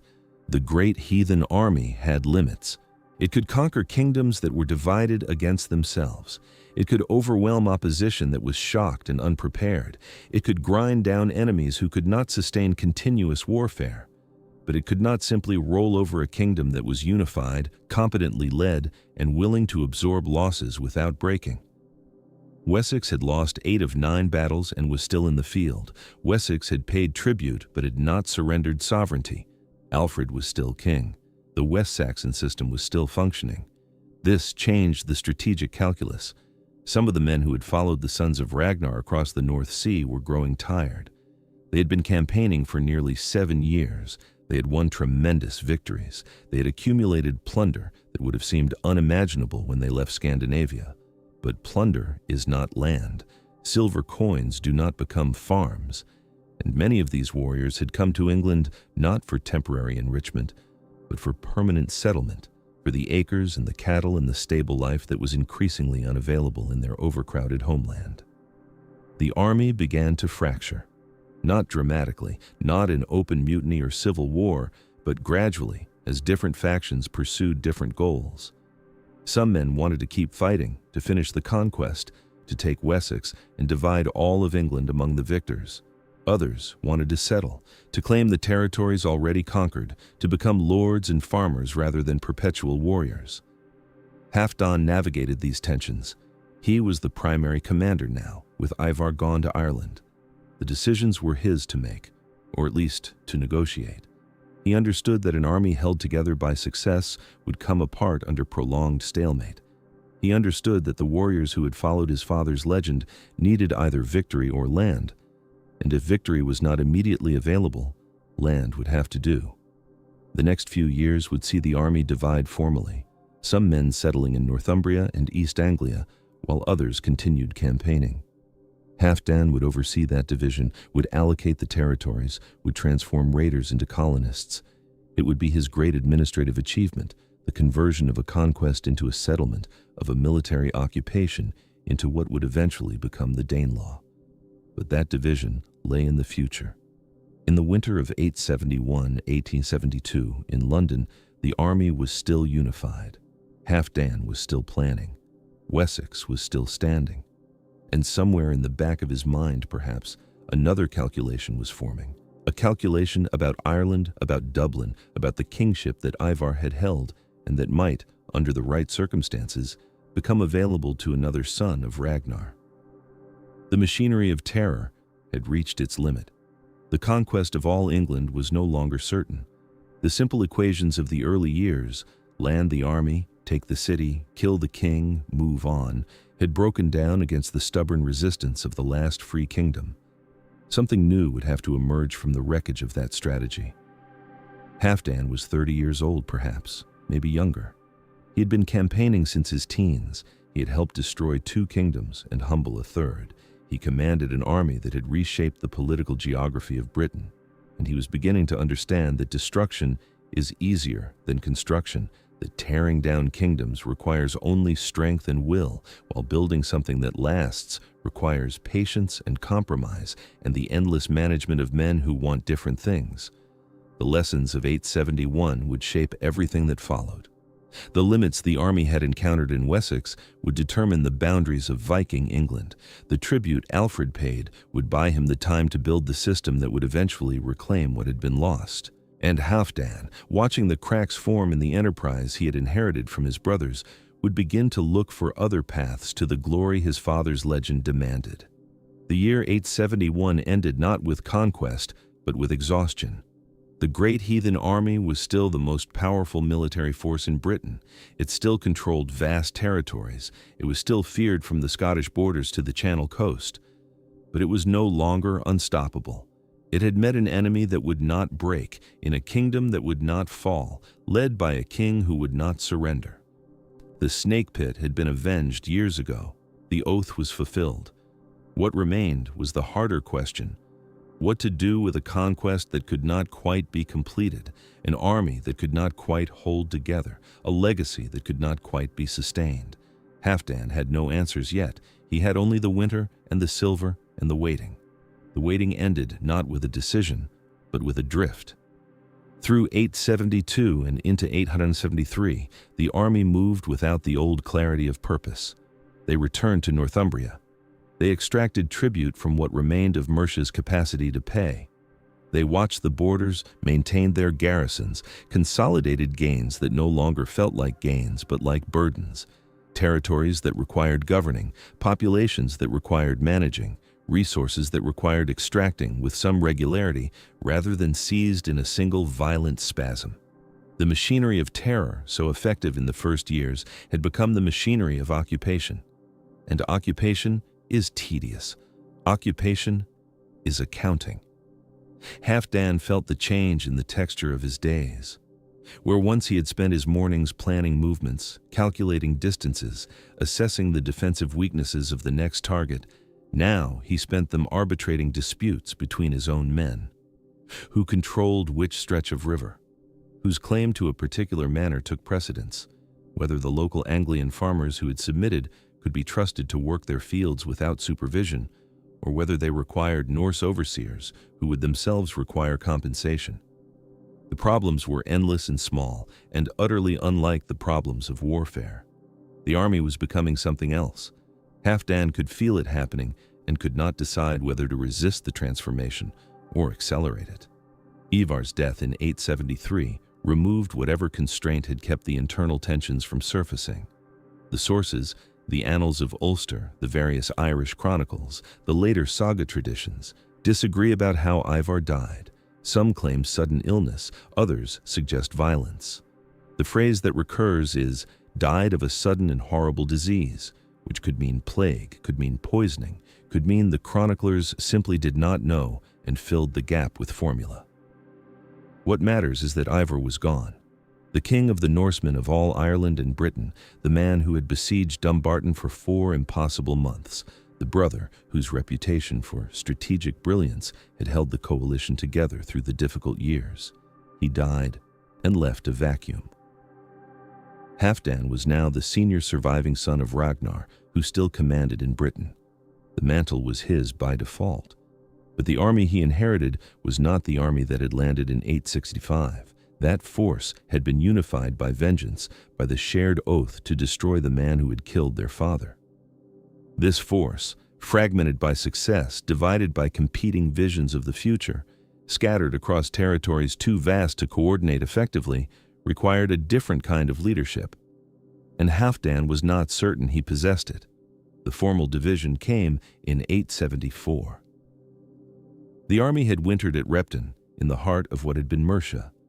King Burgred, the man who had paid them tribute 6 years earlier at Nottingham, was finally deposed, driven into exile, his kingdom parceled out to a puppet named Ceolwulf, who would rule at Norse pleasure. Mercia, as an independent power, ceased to exist. It was the completion of something that had begun almost a decade earlier, and it should have felt like triumph. It felt like exhaustion. At Repton, Asser tells us, the army split into 2 bands. The language is matter of fact, as though this were a simple administrative decision rather than the end of the great unified force that had terrorized Britain for nearly a decade. Guthrum, Ossettle, and Anwend took one portion south and east. They would winter at Cambridge, then turn their attention to Wessex, to the unfinished business that Halfdan had left incomplete in 871. These were the men who still believed in total conquest, who wanted to finish what the sons of Ragnar had started, who saw settlement as defeat dressed in comfortable clothes. Halfdan took the other portion north. The decision reveals his strategic thinking more clearly than any battle. He did not join Guthrum's campaign against Wessex. He did not attempt to complete his brother's work in Ireland. Instead, he led his men back to Northumbria, back to the territory he had conquered 8 years earlier, back to the city that had been his base of operations since the killing of Ella and Osbert. He was not retreating. He was choosing. He was choosing to build rather than destroy, to consolidate rather than expand, to become a king rather than remain a conqueror. But first, there was the north. The winter of 874-875 found Halfdan's force encamped on the River Tyne. The location was strategic, north enough to threaten the Picts, south enough to maintain control of Northumbria, positioned along the natural invasion corridor into the Scottish kingdoms. Halfdan was not content to rule only what he already held. His ambition extended further than the boundaries of the old Northumbrian realm. He wanted to dominate the entire northern British world. To understand what that meant, we must understand the political geography of Britain north of the Humber in the 870s. Northumbria, now a Norse puppet state with Halfdan as its real power, extended roughly to the modern Scottish border. Beyond that lay a patchwork of competing kingdoms, the Picts in the east and north, controlling much of what is now central and northern Scotland, the Britons of Strathclyde in the west, the last surviving Brittonic kingdom outside Wales, and various Norse and Norse Gael settlements scattered along the coasts and islands, owing allegiance to Dublin or to no one at all. The Pictish kingdom was powerful, but facing its own internal pressures. Within a decade, it would be absorbed into the new kingdom of Alba, the precursor to medieval Scotland. The Britons of Strathclyde had suffered catastrophe just 4 years earlier. Their capital at Dumbarton Rock, the fortress that had guarded the Clyde since Roman times, had been destroyed by Norse forces under Amlaib and Imar, Olaf and Ivar in their anglicized forms. Halfdan's brother and his ally had besieged the rock for 4 months, an unprecedented duration for Viking warfare in Britain, until the defenders' well ran dry and they had no choice but surrender. The Norse had carried away the population as slaves, 200 boatloads according to the Irish annals. The kingdom had survived, relocated to Govan further up the Clyde, but it was weakened, vulnerable. Halfdan saw opportunity. In 875 he struck north. The Anglo-Saxon Chronicle records simply that he ravaged among the Picts and the Strathclyde Britons. The phrase is formulaic, the same language used for 100 Viking raids, but the context was different. This was not coastal raiding for silver and slaves. This was a demonstration of force, a declaration of intent. Halfdan was announcing to the northern kingdoms that the power which had consumed Northumbria, East Anglia, and Mercia was now turning its attention to them. He was establishing himself as the dominant military power in the entire region, the warlord whose reach extended from the Humber to the Forth and beyond. The campaign into Pictish territory was not conquest in the full sense. Halfdan did not attempt to occupy Scotland, did not install puppet kings, did not settle his warriors on Pictish land. The logistics would have been impossible. His force was large enough to dominate Northumbria, but not to hold territories hundreds of miles further north while simultaneously maintaining control of his existing domains. Instead, he raided, burned, extracted tribute where possible, and then withdrew. The purpose was psychological as much as material. The Picts would know that the power in York could strike them whenever it chose. The Britons of Strathclyde, still reeling from the destruction of Dumbarton, would understand that their survival depended on Norse sufferance, and something else happened in 875. The annals of Ulster record that Eystein Olafsson, king of Dublin, was killed by Alban, a figure historians generally agree was Halfdan. The name is a rendering of Halfdan through Irish ears, the same phonetic drift that transformed so many Norse names in the Insular Chronicles. If this identification is correct, and most scholars accept it, then Halfdan killed the King of Dublin sometime in 875. The implications are significant. Eystein was not a random Norse chieftain. He was the heir to the Dublin kingship, the successor to the men who had built the most powerful Norse colony in Ireland. Killing him was not merely eliminating a rival, it was making a claim. It was announcing that Halfdan considered himself a contender for the Irish throne, that he had interests beyond Britain, that his ambitions extended across the Irish Sea to the kingdom his brother Ivar had ruled.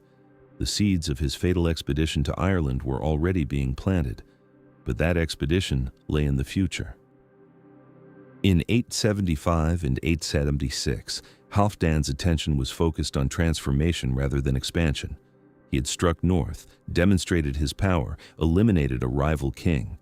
Now he turned to the more difficult task of converting his military dominion into something permanent.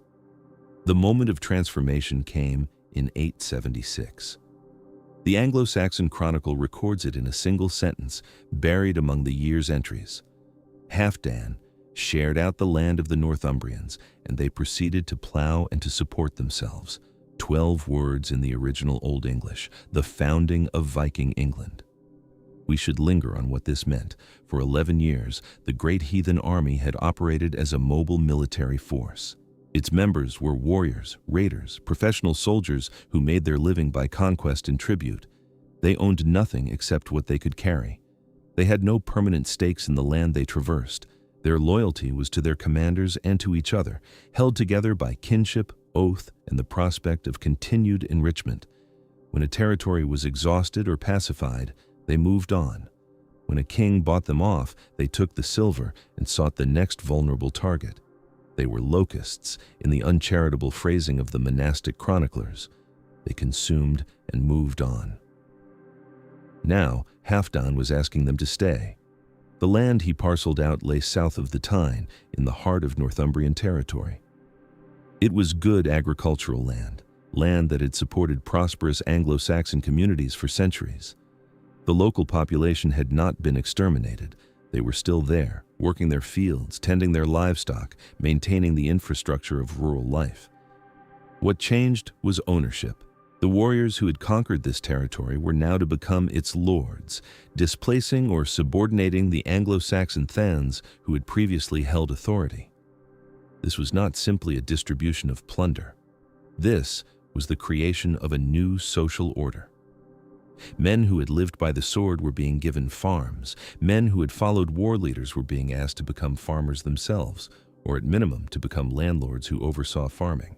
Men whose identity had been defined by mobility and violence were being asked to become rooted, settled, invested in the long-term productivity of specific parcels of earth.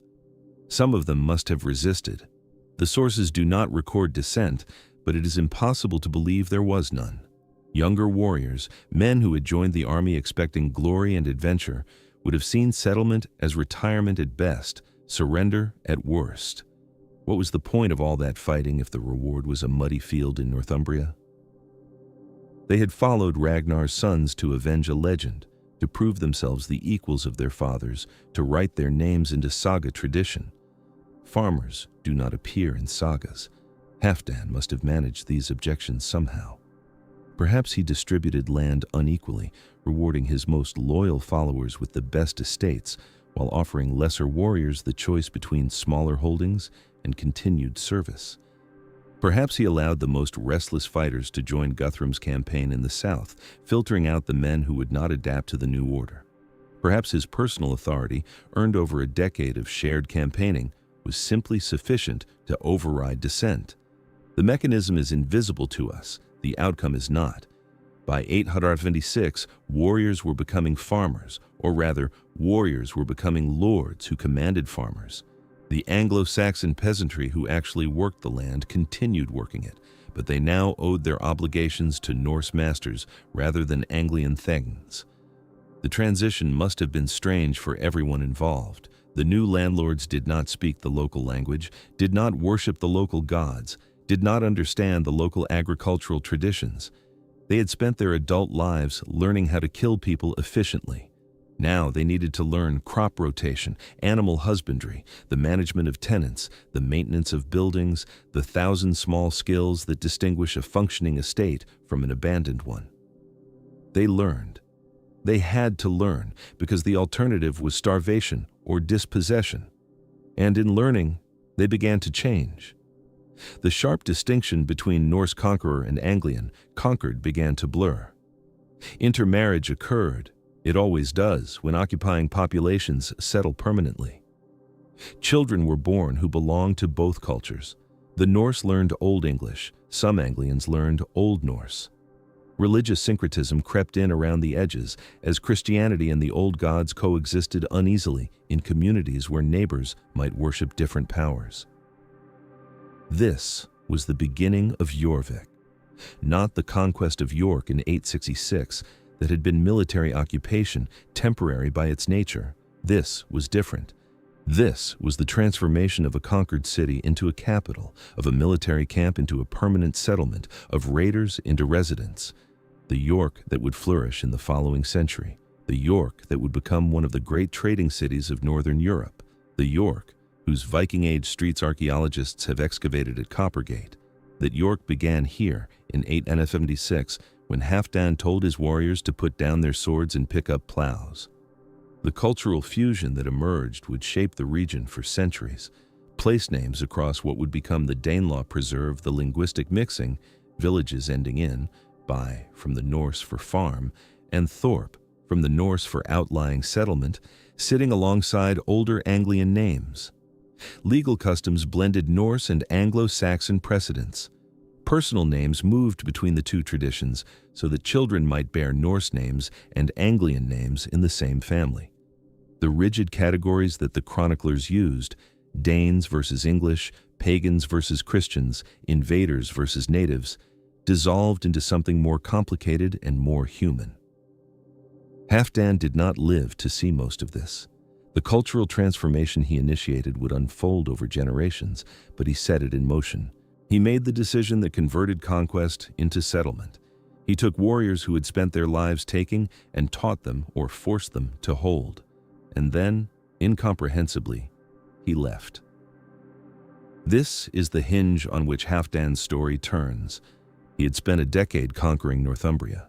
He had spent years consolidating his control, managing the army through its internal divisions, transforming raiders into settlers. He had built something, not a nation, not yet, but the framework from which a nation might emerge. A kingdom centered on York, populated by Norse warriors becoming Norse Anglian farmers, administered according to principles that blended Scandinavian and English traditions. It was fragile, new, requiring constant attention. And he abandoned it. Why? The sources do not explain his reasoning. We can only infer from his actions. Sometime in 1876 or early 877, Halfdan sailed for Ireland. He was claiming the kingship of Dublin, the throne that Ivar had held, the seat of Norse power in the Irish Sea World. He had killed Eystein Olafsson the previous year. Perhaps that killing was part of a larger strategy, eliminating a rival before making his own move. Or perhaps the opportunity emerged only after Eystein's death, when the Dublin kingship became contested, and Halfdan saw a chance to seize what his brother had possessed. The annals of Ulster and the other Irish sources record what happened next, but that belongs to a later section. For now, we must sit with the strangeness of Halfdan's choice. He had a kingdom. He ruled Northumbria. He controlled York. He had just distributed land to his warriors, binding them to the territory through grants they would defend with their lives. He was the most powerful Norse ruler in Britain, arguably the most powerful ruler of any kind north of the Wessex border. And he gave it up, not through defeat, not through deposition, but by choice. He sailed away from everything he had built, seeking a throne across the water, pursuing a title that would have made him king of Dublin as his brother had been. Perhaps he could not be content with Northumbria. Perhaps the legend of Ragnar demanded more than one kingdom, demanded that his sons rule not merely Britain, but the entire Norse world. Perhaps settlement bored him, and he sought the clarity of warfare after too many years of administration. Perhaps Dublin represented something that York could never offer, legitimate kingship rather than military dominance, recognized sovereignty rather than the ambiguous status of a warlord who ruled through a puppet. Perhaps he simply missed the sea. We cannot know. The sources do not preserve his thoughts, only his actions. He distributed the land, established the settlement, created the conditions for Jorvik's emergence, and then he left for Ireland. The warriors who had followed him, the settlers who were learning to farm, the hybrid society just beginning to form. They would continue without him. His brother's kingdom in Dublin seemed to matter more than his own kingdom in York. The Tyne flowed past the winter camp. The fields south of the river were being marked out, divided, assigned. Men who had fought together for a decade were becoming neighbors, their plots of land adjoining, their futures intertwined in ways that warfare had never required. They built houses, or took over Anglo-Saxon houses, or modified existing structures to suit their preferences. They learned which crops grew well in Northumbrian soil. They began the long process of becoming English, though they would never have used that word and would have been offended by the suggestion, and Halfdan watched them settle, planned his voyage west, and prepared to gamble everything he had built on a throne he did not yet possess. The winter of 876-877 was his last in Northumbria. He would never return. The ships that carried Halfdan west were not the same ships that had carried the great heathen army to East Anglia 12 years earlier. Those vessels had been crowded with warriors seeking vengeance, packed gunwale to gunwale with men whose only wealth was their weapons and whose only future lay in conquest. The ships of 877 carried a king, or a man who believed himself a king, pursuing a second crown before the first had properly settled on his brow. The difference was not merely one of circumstance, it was a difference in the nature of the enterprise itself. To understand why Halfdan sailed for Ireland, we must first understand what Ireland meant to the Norse world he inhabited. The Irish Sea was not a barrier, but a highway. For generations before the great heathen army ever touched English shores, Scandinavian raiders and settlers had been operating in Irish waters, establishing bases along the coasts, founding trading posts that grew into permanent settlements, and creating a network of Norse power that stretched from the Orkney Islands to the southern tip of Ireland. Dublin was the jewel of this network. Founded as a long fort, a ship camp in the 840s, it had grown into something unprecedented, a Norse city on Irish soil, a trading center of immense wealth, a base for raids that reached deep into the Irish interior, and a seat of kingship that commanded respect throughout the Scandinavian diaspora. Ivar had ruled Dublin. This was the fact that loomed largest in Halfdan's calculations, larger perhaps than any strategic consideration of wealth or power. His brother, the architect of the great heathen army's early victories, the man who had claimed to be king of the Norsemen of all Ireland and Britain, had held the Dublin throne. When Ivar died in 873, that throne did not pass smoothly to another of Ragnar's sons. It fell into dispute. Other claimants emerged. The dynasty that Ivar had begun to establish was fragmenting almost before it had properly formed. Halfdan had already acted on this fragmentation. In 875, he had killed Eystein Olafsson, the king of Dublin, killed him deceitfully, according to the Annals of Ulster, which suggests treachery rather than open battle, assassination rather than conquest. The sources are sparse on the details. They do not tell us whether Halfdan traveled to Ireland for this killing, or whether he caught Eystein elsewhere in the Irish Sea world, perhaps in Britain, perhaps on a voyage between his holdings. They record only the death and the name of the killer, Alban, the man the Irish chronicles recognized as Halfdan. This killing was not random violence, it was a political act, an elimination of a rival claimant to the throne Halfdan intended to take. Eystein had been king of Dublin. Now, Eystein was dead. The path should have been clear, but paths in the Irish Sea world were never clear. The Norse colonies in Ireland had developed their own politics, their own factions, their own competing claims to legitimacy. The simple fact that Halfdan had killed the previous king did not mean he would be accepted as the next one. This was not Northumbria, where he had conquered through military dominance and could rule through the puppet Ecgberht, while the army remained the ultimate source of authority. Dublin had its own power structures, its own established families, its own warriors who owed nothing to the sons of Ragnar, and everything to the local lords who had led them for decades. The wealth of Dublin was legendary. The city sat at the confluence of the River Liffey and Dublin Bay, a natural harbor that made it the finest port on Ireland's eastern coast. Trade flowed through Dublin in quantities that would have astonished the Anglo-Saxon merchants of York: silver from the Islamic world, furs from Scandinavia, slaves from every corner of the North Atlantic, amber and walrus ivory, and weapons of the finest quality. The slave trade in particular had made Dublin wealthy beyond the dreams of most Norse settlements. Irish captives taken in raids were sold through Dublin's markets, shipped to distant buyers, converted into the silver that made the city's rulers some of the richest men in the Viking world. This wealth was part of what drew Halfdan west. He had distributed land in Northumbria, but land was not silver. Land was potential wealth, not realized wealth. Land required years of cultivation before it produced surplus, required farmers who knew the soil and the climate and the cycles of English agriculture. The warriors Halfdan had settled were learning these things, but they were not prosperous yet. They were building the foundations of prosperity, not enjoying its fruits. Dublin, by contrast, was already wealthy.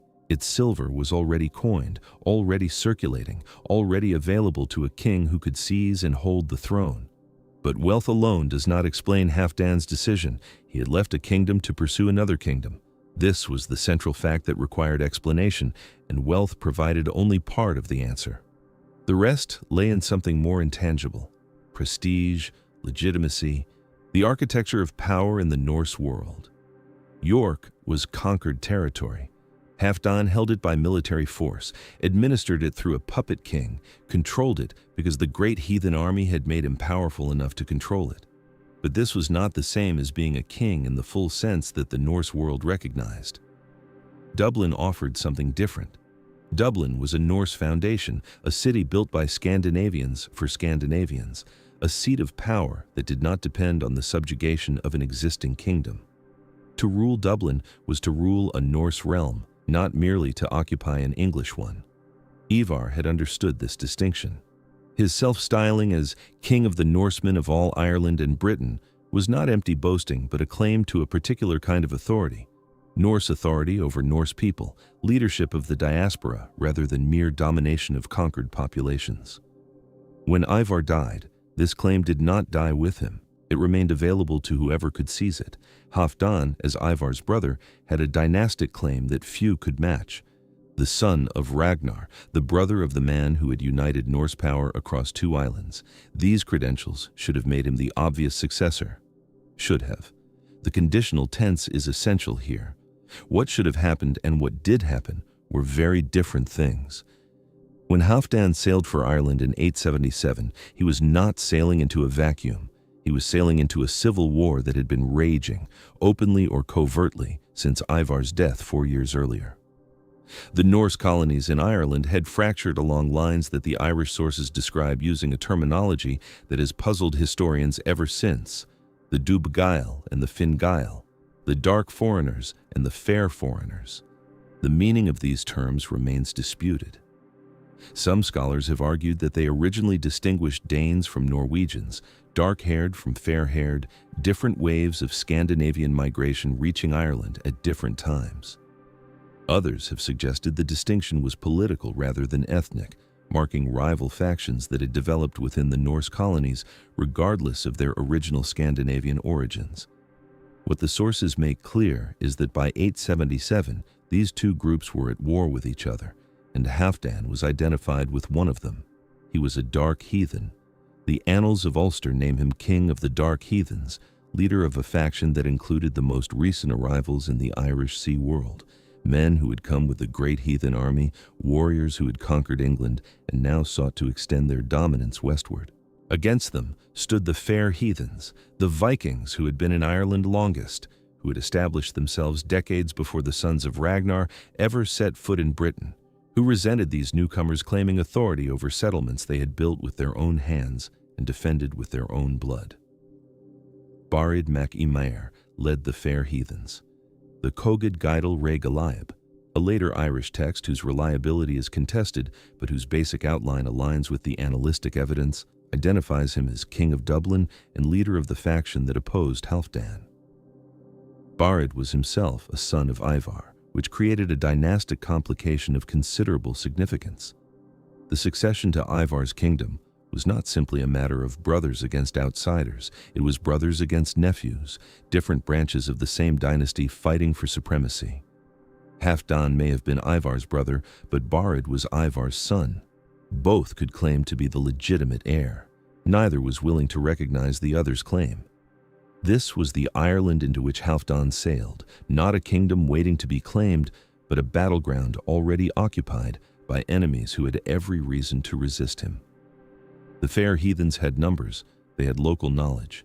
They had been fighting in Irish terrain for decades, knew the waters and the coastlines and the political landscape in ways that Halfdan, for all his military experience, could not match. They had allies among the Irish kings who preferred a divided Norse presence to a unified one, who understood that a single powerful Viking ruler would be far more dangerous than multiple weak ones fighting each other. The Irish dimension of this conflict is often overlooked, but it was crucial. The Norse in Ireland had never existed in isolation. They had always operated within an Irish political environment, sometimes as raiders, sometimes as allies, sometimes as mercenaries fighting for one Irish king against another. By 877, decades of this interaction had produced something new, the Norse Gaels, men of mixed Scandinavian and Irish blood who had their own networks of power, their own military capabilities, their own ambitions that did not align neatly with either the dark heathens or the fair heathens. These Norse Gael warlords saw Halfdan not as a legitimate claimant to leadership, but as a threat. His arrival promised not peace, but a new round of warfare, not stability, but disruption of the arrangements they had spent years building. Some would fight for the fair heathens, some would fight for themselves. None would welcome a Northumbrian outsider imposing his authority on the Irish seaworld. Halfdan had conquered England. This fact, which should have established his credentials as a military leader of the first rank, worked against him in Ireland. The conquest of England had been accomplished by the Great Heathen Army, a unified force of thousands of warriors operating under coordinated leadership. Halfdan did not bring the Great Heathen Army to Ireland. He brought a portion of his Northumbrian forces, men loyal to him personally, warriors who had chosen to follow him west rather than settle on the lands they had been granted. This was a fraction of the strength he had commanded in England, a raiding party rather than a conquest force, adequate perhaps for a swift seizure of power, but inadequate for the prolonged campaign that the Irish situation demanded. The intelligence failure, if that is what it was, lay in underestimating the resistance he would face. Perhaps Halfdan believed that his killing of Eystein Olafsson had cleared the path. Perhaps he believed that the dynastic prestige of Ragnar's house would cow opposition into submission. Perhaps he believed that the fair heathens were weak, their leaders divided, their military strength degraded by years of internal conflict. If he believed any of these things, he was wrong. Or perhaps there was no intelligence failure at all. Perhaps Halfdan understood exactly what he faced and chose to face it anyway. Perhaps the pressure in Northumbria was greater than the sources reveal, rivals or dissatisfied warriors making his position untenable, forcing him to seek a new base of power before he lost the one he had. The sources do not tell us what was happening in York during his absence, whether his authority remained stable or whether it was already eroding. They tell us only that he left and that he did not return. The sequence of events can be reconstructed, though incompletely. Halfdan arrived in Ireland. He pressed his claim to Dublin. He fought. The fair heathens assembled against him, led by Barid mac Emer, supported by warriors who had been in Ireland for generations and who saw no reason to submit to a newcomer from across the water. The Irish watched, and some of them joined the coalition against Halfdan, preferring the devil they knew to the devil they did not. What Halfdan could not do was what he had done in England: take a city and hold it, establish a base from which to operate, force his enemies to come to him on ground of his choosing.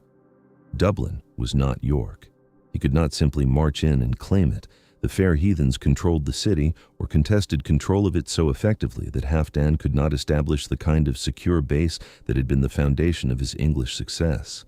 He was operating in hostile territory, surrounded by enemies, with supply lines that stretched back across the Irish Sea to a Northumbria that was itself uncertain, that might or might not remain loyal in his absence, that might or might not send reinforcements if he called for them.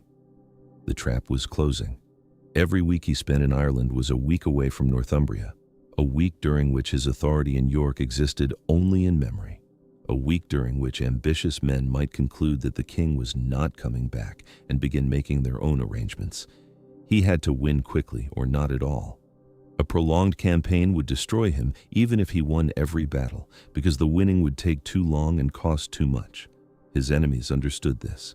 They did not need to defeat him in a single decisive engagement. They needed only to delay him, to bleed him, to prevent him from achieving the swift victory that was his only path to success. They could afford to lose battles as long as they did not lose the war. He could not afford to lose anything at all. The coalition that formed against Halfdan was remarkable in its composition. Fair heathens and their Irish allies, Norse Gael warlords and the kings who had learned to work with them. These groups had been fighting each other for decades, but they found common cause against the conqueror of England. Halfdan was the threat that unified them, the outside force that made their internal differences temporarily irrelevant. This is the pattern that recurs throughout history, the way that overreaching ambition creates its own opposition, the way that attempting to dominate everyone makes enemies of everyone. Halfdan had seen this pattern before. In England, the Anglo-Saxon kingdoms had failed to unify against the great heathen army until it was too late, each kingdom preferring to pay tribute or seek separate peace rather than combine against the common threat. The fragmentation of Anglo-Saxon England had made conquest possible. But Ireland was different. The Norse factions there had experienced enough conflict with each other to understand the value of temporary alliance, and the Irish kings had learned enough from decades of Viking raiding to recognize when unity served their interests better than division. The irony was bitter. Halfdan had built his career on exploiting divisions among his enemies. Now he faced enemies who had learned from his example, who refused to remain divided, who came together specifically because he posed a threat that none of them could face alone. The conqueror of kingdoms had become the force that created the coalition that would destroy him. Spring turned toward summer. The fighting continued. Halfdan was not winning. The sources do not record his thoughts, but they must have been grim. He was far from home, surrounded by enemies, watching his forces dwindle in skirmishes and ambushes that accomplished nothing but attrition. The throne of Dublin seemed no closer than when he had arrived.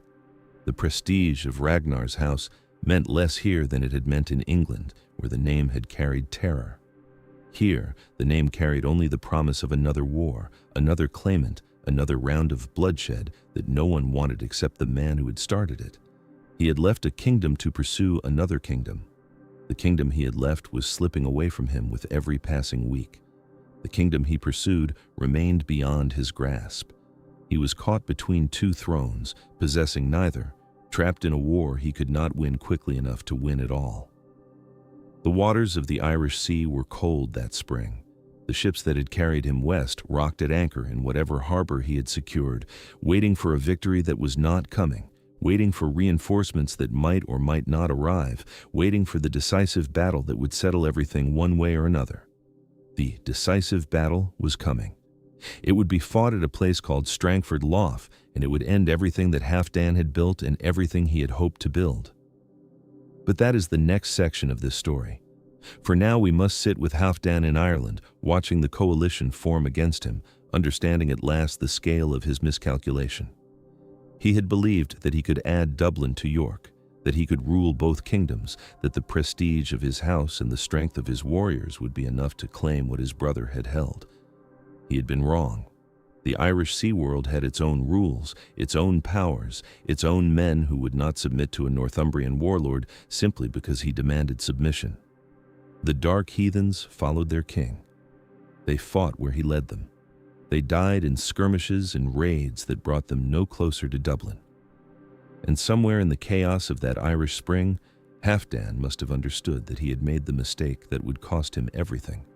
He had left a kingdom for a throne. He would lose them both. The waters of Strangford Lough are treacherous even for those who know them well. The Lough itself is a drowned glacial valley. a deep inlet cutting into the coast of what is now County Down, its entrance guarded by a channel so narrow that the tides create currents of extraordinary violence.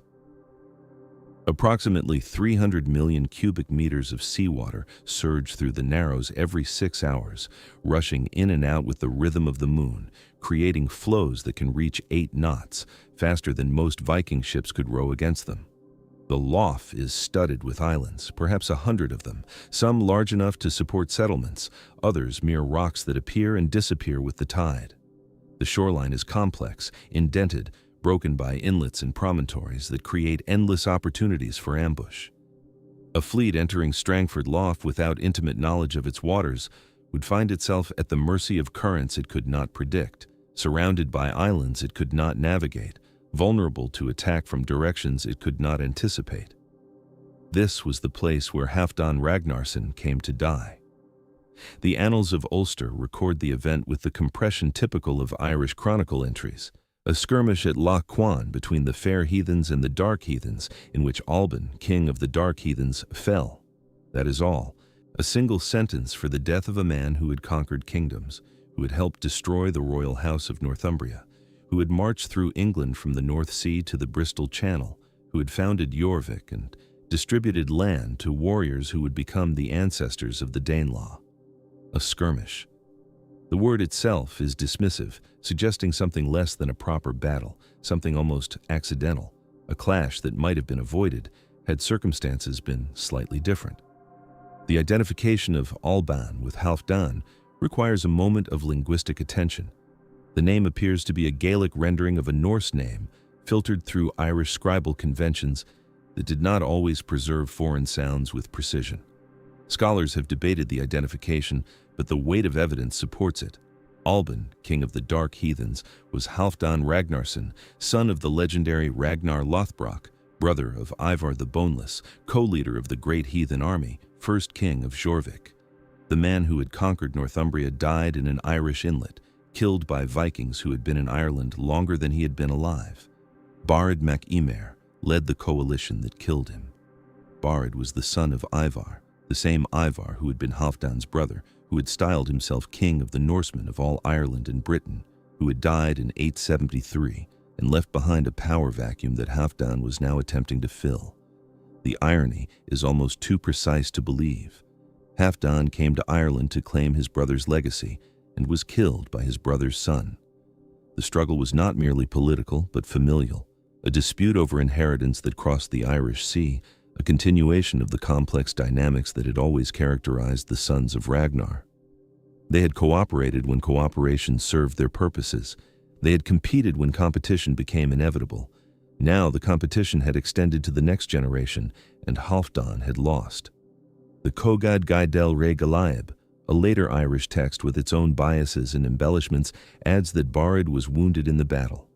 This detail, if accurate, suggests that the fighting was close, personal, the kind of engagement where men of rank confronted each other directly rather than directing their forces from safe distances. Viking warfare at sea often had this character. Ships lashed together, gunwale to gunwale, warriors fighting across the decks, the battle decided by individual combat as much as by tactical maneuvering. One scholarly reconstruction suggests that Dunnineal Island, located approximately 2 miles from the lough's entrance, might have been a suitable location for a holmganga, a formalized duel between leaders, fought on an island to prevent escape, following rules that both parties would have understood. We cannot know whether such a duel occurred. The sources are too sparse to reconstruct the battle's precise character. But we can say this: Halfdan died, Barid survived though wounded, and the dark heathens were defeated decisively enough that their survivors fled Ireland entirely. The manner of the defeat matters. Strangford Lough was not a place where Halfdan could have chosen to fight. Its geography favored defenders who knew its waters, who understood its currents, who could position themselves among its islands to maximum advantage. If Halfdan's fleet was caught entering the Lough, facing the tidal race of the Narrows while enemies waited in the sheltered waters beyond, the battle would have been lost before it properly began. Ships struggling against 8-knot currents would have been sitting targets for vessels riding those same currents with the confidence of local knowledge. The coalition, fair heathens who had lived in Ireland for generations, Norse Gael warlords who had grown up on these waters, possessed exactly the advantages that Halfdan lacked. He had been a master of land warfare. The campaigns through England had demonstrated his understanding of logistics, his ability to move armies across hostile territory, his skill at choosing when to fight and when to negotiate. But naval warfare in unfamiliar waters followed different rules, and Halfdan had spent his career fighting on land. The shift from horseback to ship deck, from known terrain to unknown currents, proved fatal. The starkness of the ending cannot be avoided. The man who had helped bring down Northumbria, who had marched through England with the great heathen army, who had founded Jorvik and begun the transformation of northern England into something new, this man died in what the Irish annalists called a skirmish, his body unrecovered from the waters of Strangford Lough, his killers a coalition of rivals and farmers who had simply refused to accept his claim. There is no final speech recorded, no dramatic last stand, no moment of recognition or reconciliation. The sources tell us that he fell, and then they move on to other matters, other kings, other wars. Halfdan becomes a single entry in a chronicle that recorded hundreds of such entries, one more Viking leader who died in one more Irish battle, remarkable only because we know who his father was and what he had accomplished before he came to Ireland to die. The anticlimax is the point. History does not arrange itself for narrative satisfaction. The man who had seemed destined for greatness, who had inherited the mantle of Ragnar and added to it through his own conquests, who had stood on the walls of York surveying a kingdom he had helped create, this man ended in an obscure sea fight, killed by enemies he had underestimated, in waters he did not know, pursuing a throne he would never hold. The conqueror of kingdoms died in a skirmish.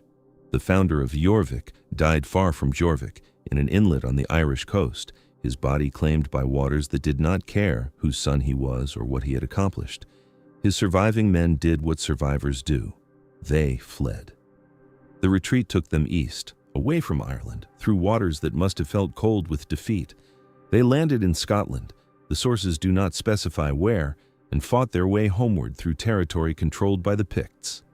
Somewhere along that bloody passage, they killed Constantine I, king of the Picts. The chronicle entries record this almost as an afterthought, a detail appended to the story of Halfdan's death. His men, retreating from Ireland, killed the Pictish king. It is a strange coda to a strange campaign, a reminder that even in defeat the dark heathens remained dangerous, that the warriors who had followed Halfdan to Ireland and watched him die were still capable of killing kings. But Constantine's death changed nothing for Halfdan. He was already gone, his body somewhere in the waters of Strangford Lough, his ambitions extinguished, his kingdoms, both the one he had built and the one he had sought, now in other hands. The survivors returned to Northumbria, presumably, though the sources do not trace their individual fates. They had followed their king to Ireland seeking glory and plunder, and the chance to be part of something larger than themselves. They came back with nothing but their lives, and the memory of a defeat that had seemed impossible a year before. The throne of Dublin went to Barid Mac y Mair, wounded but victorious, the son who had defended his father's legacy against the uncle who had come to claim it. The fair heathens had won. The dark heathens had been broken. And Halfdan Ragnarsson, son of Ragnar Lothbrok, had become a single line in the annals of Ulster, his decades of conquest reduced to a name and a manner of death in a place most of his English subjects had never heard of. But death is not the end of consequence. Halfdan left no recorded heirs. The sources that trace the genealogies of Viking leaders, meticulously recording whose son married whose daughter and which children resulted from which unions, fall silent when they reach Halfdan. He may have had children who simply did not survive, or who did not achieve the prominence necessary to appear in chronicles. He may have been too busy conquering to concern himself with dynasty, too focused on the present to plan for the future. Whatever the reason, his line ended with him, or ended so thoroughly that it left no trace in the records that survived. But what he built did not end. Jorvik endured. The settlement that Halfdan had founded by distributing Northumbrian land to his warriors in 876 became a prosperous Norse city, a center of trade and craft production that rivaled anything in the Viking world. Archaeological evidence from York, for Jorvik is simply York by another name, the Scandinavian pronunciation of the same place, reveals a city of extraordinary commercial vitality. Workshops produced leather goods, textiles, metalwork, and carved objects for trade across the known world. Established mints struck coins that circulated through networks extending from Norway to Byzantium. Trade routes connected Jorvik to Scandinavia via Shetland, to Sweden via the Baltic, to the Muslim world via the Russian rivers. The city that Halfdan had established as a center of Norse power in Britain became a node in a commercial network spanning continents. The kingdom he founded lasted nearly a century. Other kings ruled after him, some Scandinavian, some with Norse-Irish connections, some whose origins the sources do not clearly record. The succession was rarely smooth. Viking kingdoms tended toward instability, their rulers rising and falling with the fortunes of war and the shifting allegiances of warriors who followed strength rather than bloodline. But the kingdom itself persisted. A Norse polity in the heart of what had been Anglo-Saxon Northumbria, evidence that the great heathen army had accomplished something more permanent than its critics would have predicted. In 954, the last Viking king of Jorvik was expelled. His name was Eric Bloodaxe, a figure whose byname suggests the violence of his methods and whose end came not through foreign conquest, but through internal rebellion and the opportunism of the House of Wessex.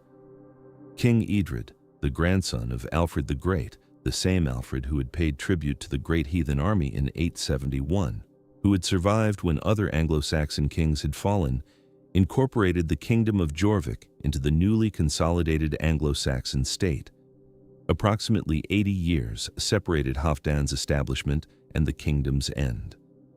80 years during which Jorvik flourished, during which Norse and English merged into something new, during which the foundations were laid for the England that would emerge from the Viking Age.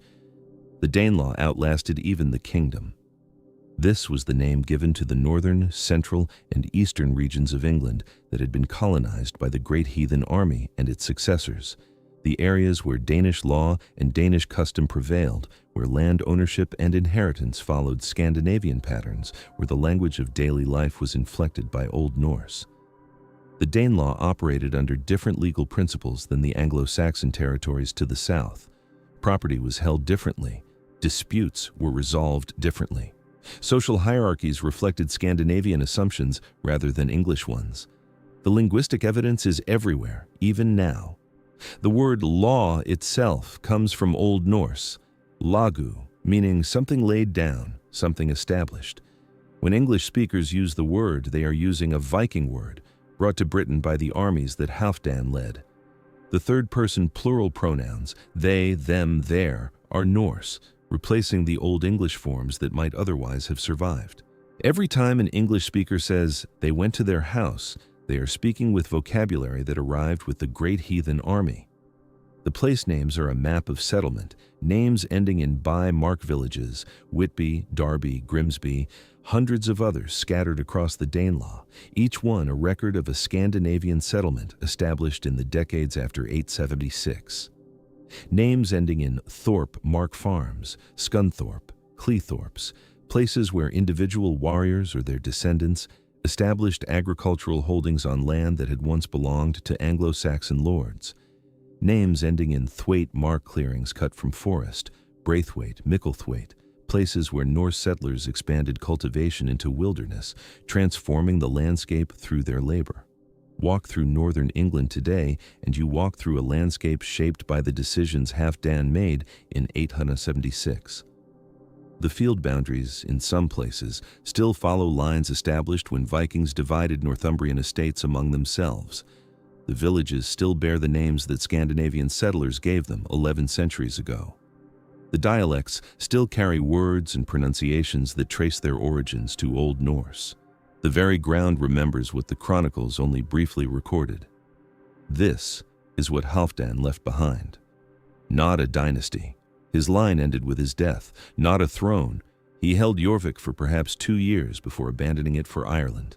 but a transformation, a remaking of northern England that persisted long after the last Viking king was expelled, that persisted through Norman conquest and medieval development and industrial revolution, that persists in the language we speak and the names we use and the invisible patterns of the landscape. The son of a legend became a legend himself, though of a different kind. Ragnar Lothbrok, whether he existed as a single historical figure or as a composite of many men's deeds, became the subject of sagas. He was given a death scene, the snake pit, that has captured imaginations for 1,000 years. His sons became saga heroes in their own right, figures whose adventures were told and retold around fires in Iceland and Norway and wherever Scandinavians gathered to remember their ancestors. Ragnar became myth. Halfdan did not become myth. He became something quieter, something more diffuse, a presence in the soil rather than in the stories. His name appears in the Anglo-Saxon Chronicle, in the Annals of Ulster, in the fragmentary records that survived the centuries. Scholars can trace his campaigns, reconstruct his movements, argue about his dates and his motives. But he did not acquire the legendary status of his father or the terrible fame of his brother Ivar. He remained historical, which is to say he remained limited, which is to say he remained human. Perhaps this is fitting. The historical Halfdan, insofar as we can know him, was not a figure of romance. He was a commander who understood logistics, a politician who understood when to fight and when to settle, a pragmatist who distributed land because settled warriors were more valuable than restless ones. He was competent where his father was legendary, effective where Ivar was terrifying. He got things done. He did not inspire sagas, but the things he got done outlasted the sagas. Jorvik flourished for 80 years after his death, a center of trade and craft that shaped the economy of the Viking world. The Danelaw persisted as a cultural zone for centuries, its legal and linguistic distinctiveness slowly merging with the rest of England but never entirely disappearing. The descendants of the warriors who had followed Halfdan to Britain, the men who had received grants of Northumbrian land in 876, became the ancestors of English families that still exist, their Viking origins recorded in surnames that derive from Scandinavian personal names, their heritage visible in the DNA of modern populations. Halfdan Ragnarsson died in a skirmish at Strangford Lough in 877. His body was never recovered, his kingdom passed to others.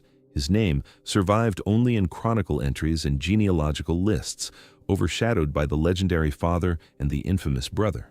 But northern England remembers him in the only way that land can remember, by bearing the marks of his decisions, by carrying the names his followers gave, by speaking words his warriors brought across the North Sea. The fields he distributed are still fields. The villages his men founded are still villages. The language his army spoke is woven into the language we speak now, every day without knowing it.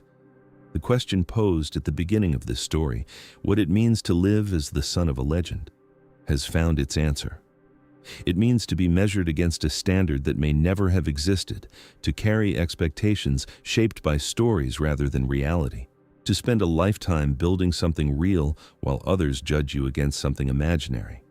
Halfdan was the son of Ragnar Lothbrok, and the weight of that lineage drove him to conquer kingdoms, to lead armies, to attempt feats that might finally prove him worthy of the name he bore.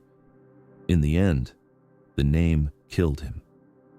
He went to Ireland because Ivar had ruled Dublin, because the sons of Ragnar were expected to hold what their house had held, because abandoning his brother's legacy would have been a kind of failure that Halfdan could not accept. He gambled a certain kingdom for an uncertain throne, and he lost. But what he built before that gamble, what he built in the years between York and Dublin, in the campaigns through England, in the founding of Jorvik, in the distribution of land that made Vikings into farmers, that endured.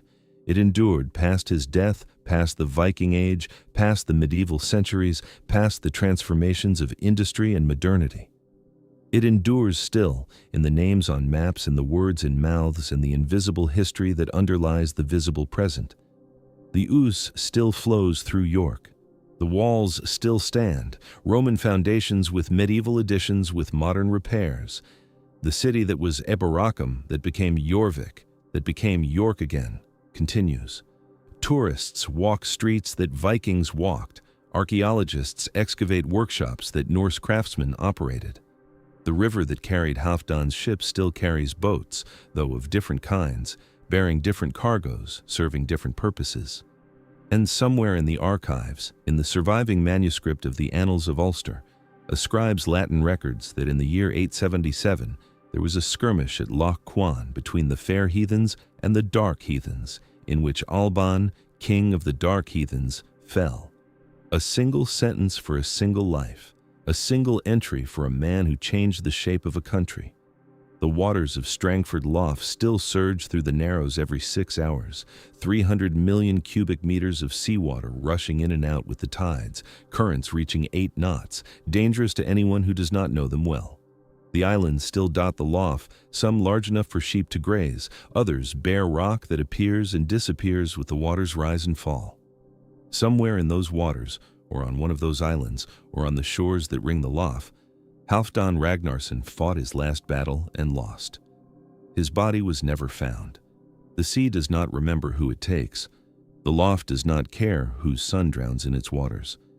The tides that killed Halfdan have risen and fallen more than 1 million times since that spring day in 877, erasing whatever traces might have marked the spot where the king of the dark heathens fell. The seabirds that wheel over Strangford Lough today are the descendants of seabirds that might have watched the battle, but they carry no memory of it. The water is just water. The rocks are just rocks. In York, the descendants of the warriors. Halfdan settled still walk the streets, unknowing, their ancestry written in surnames and DNA and the subtle patterns of a face.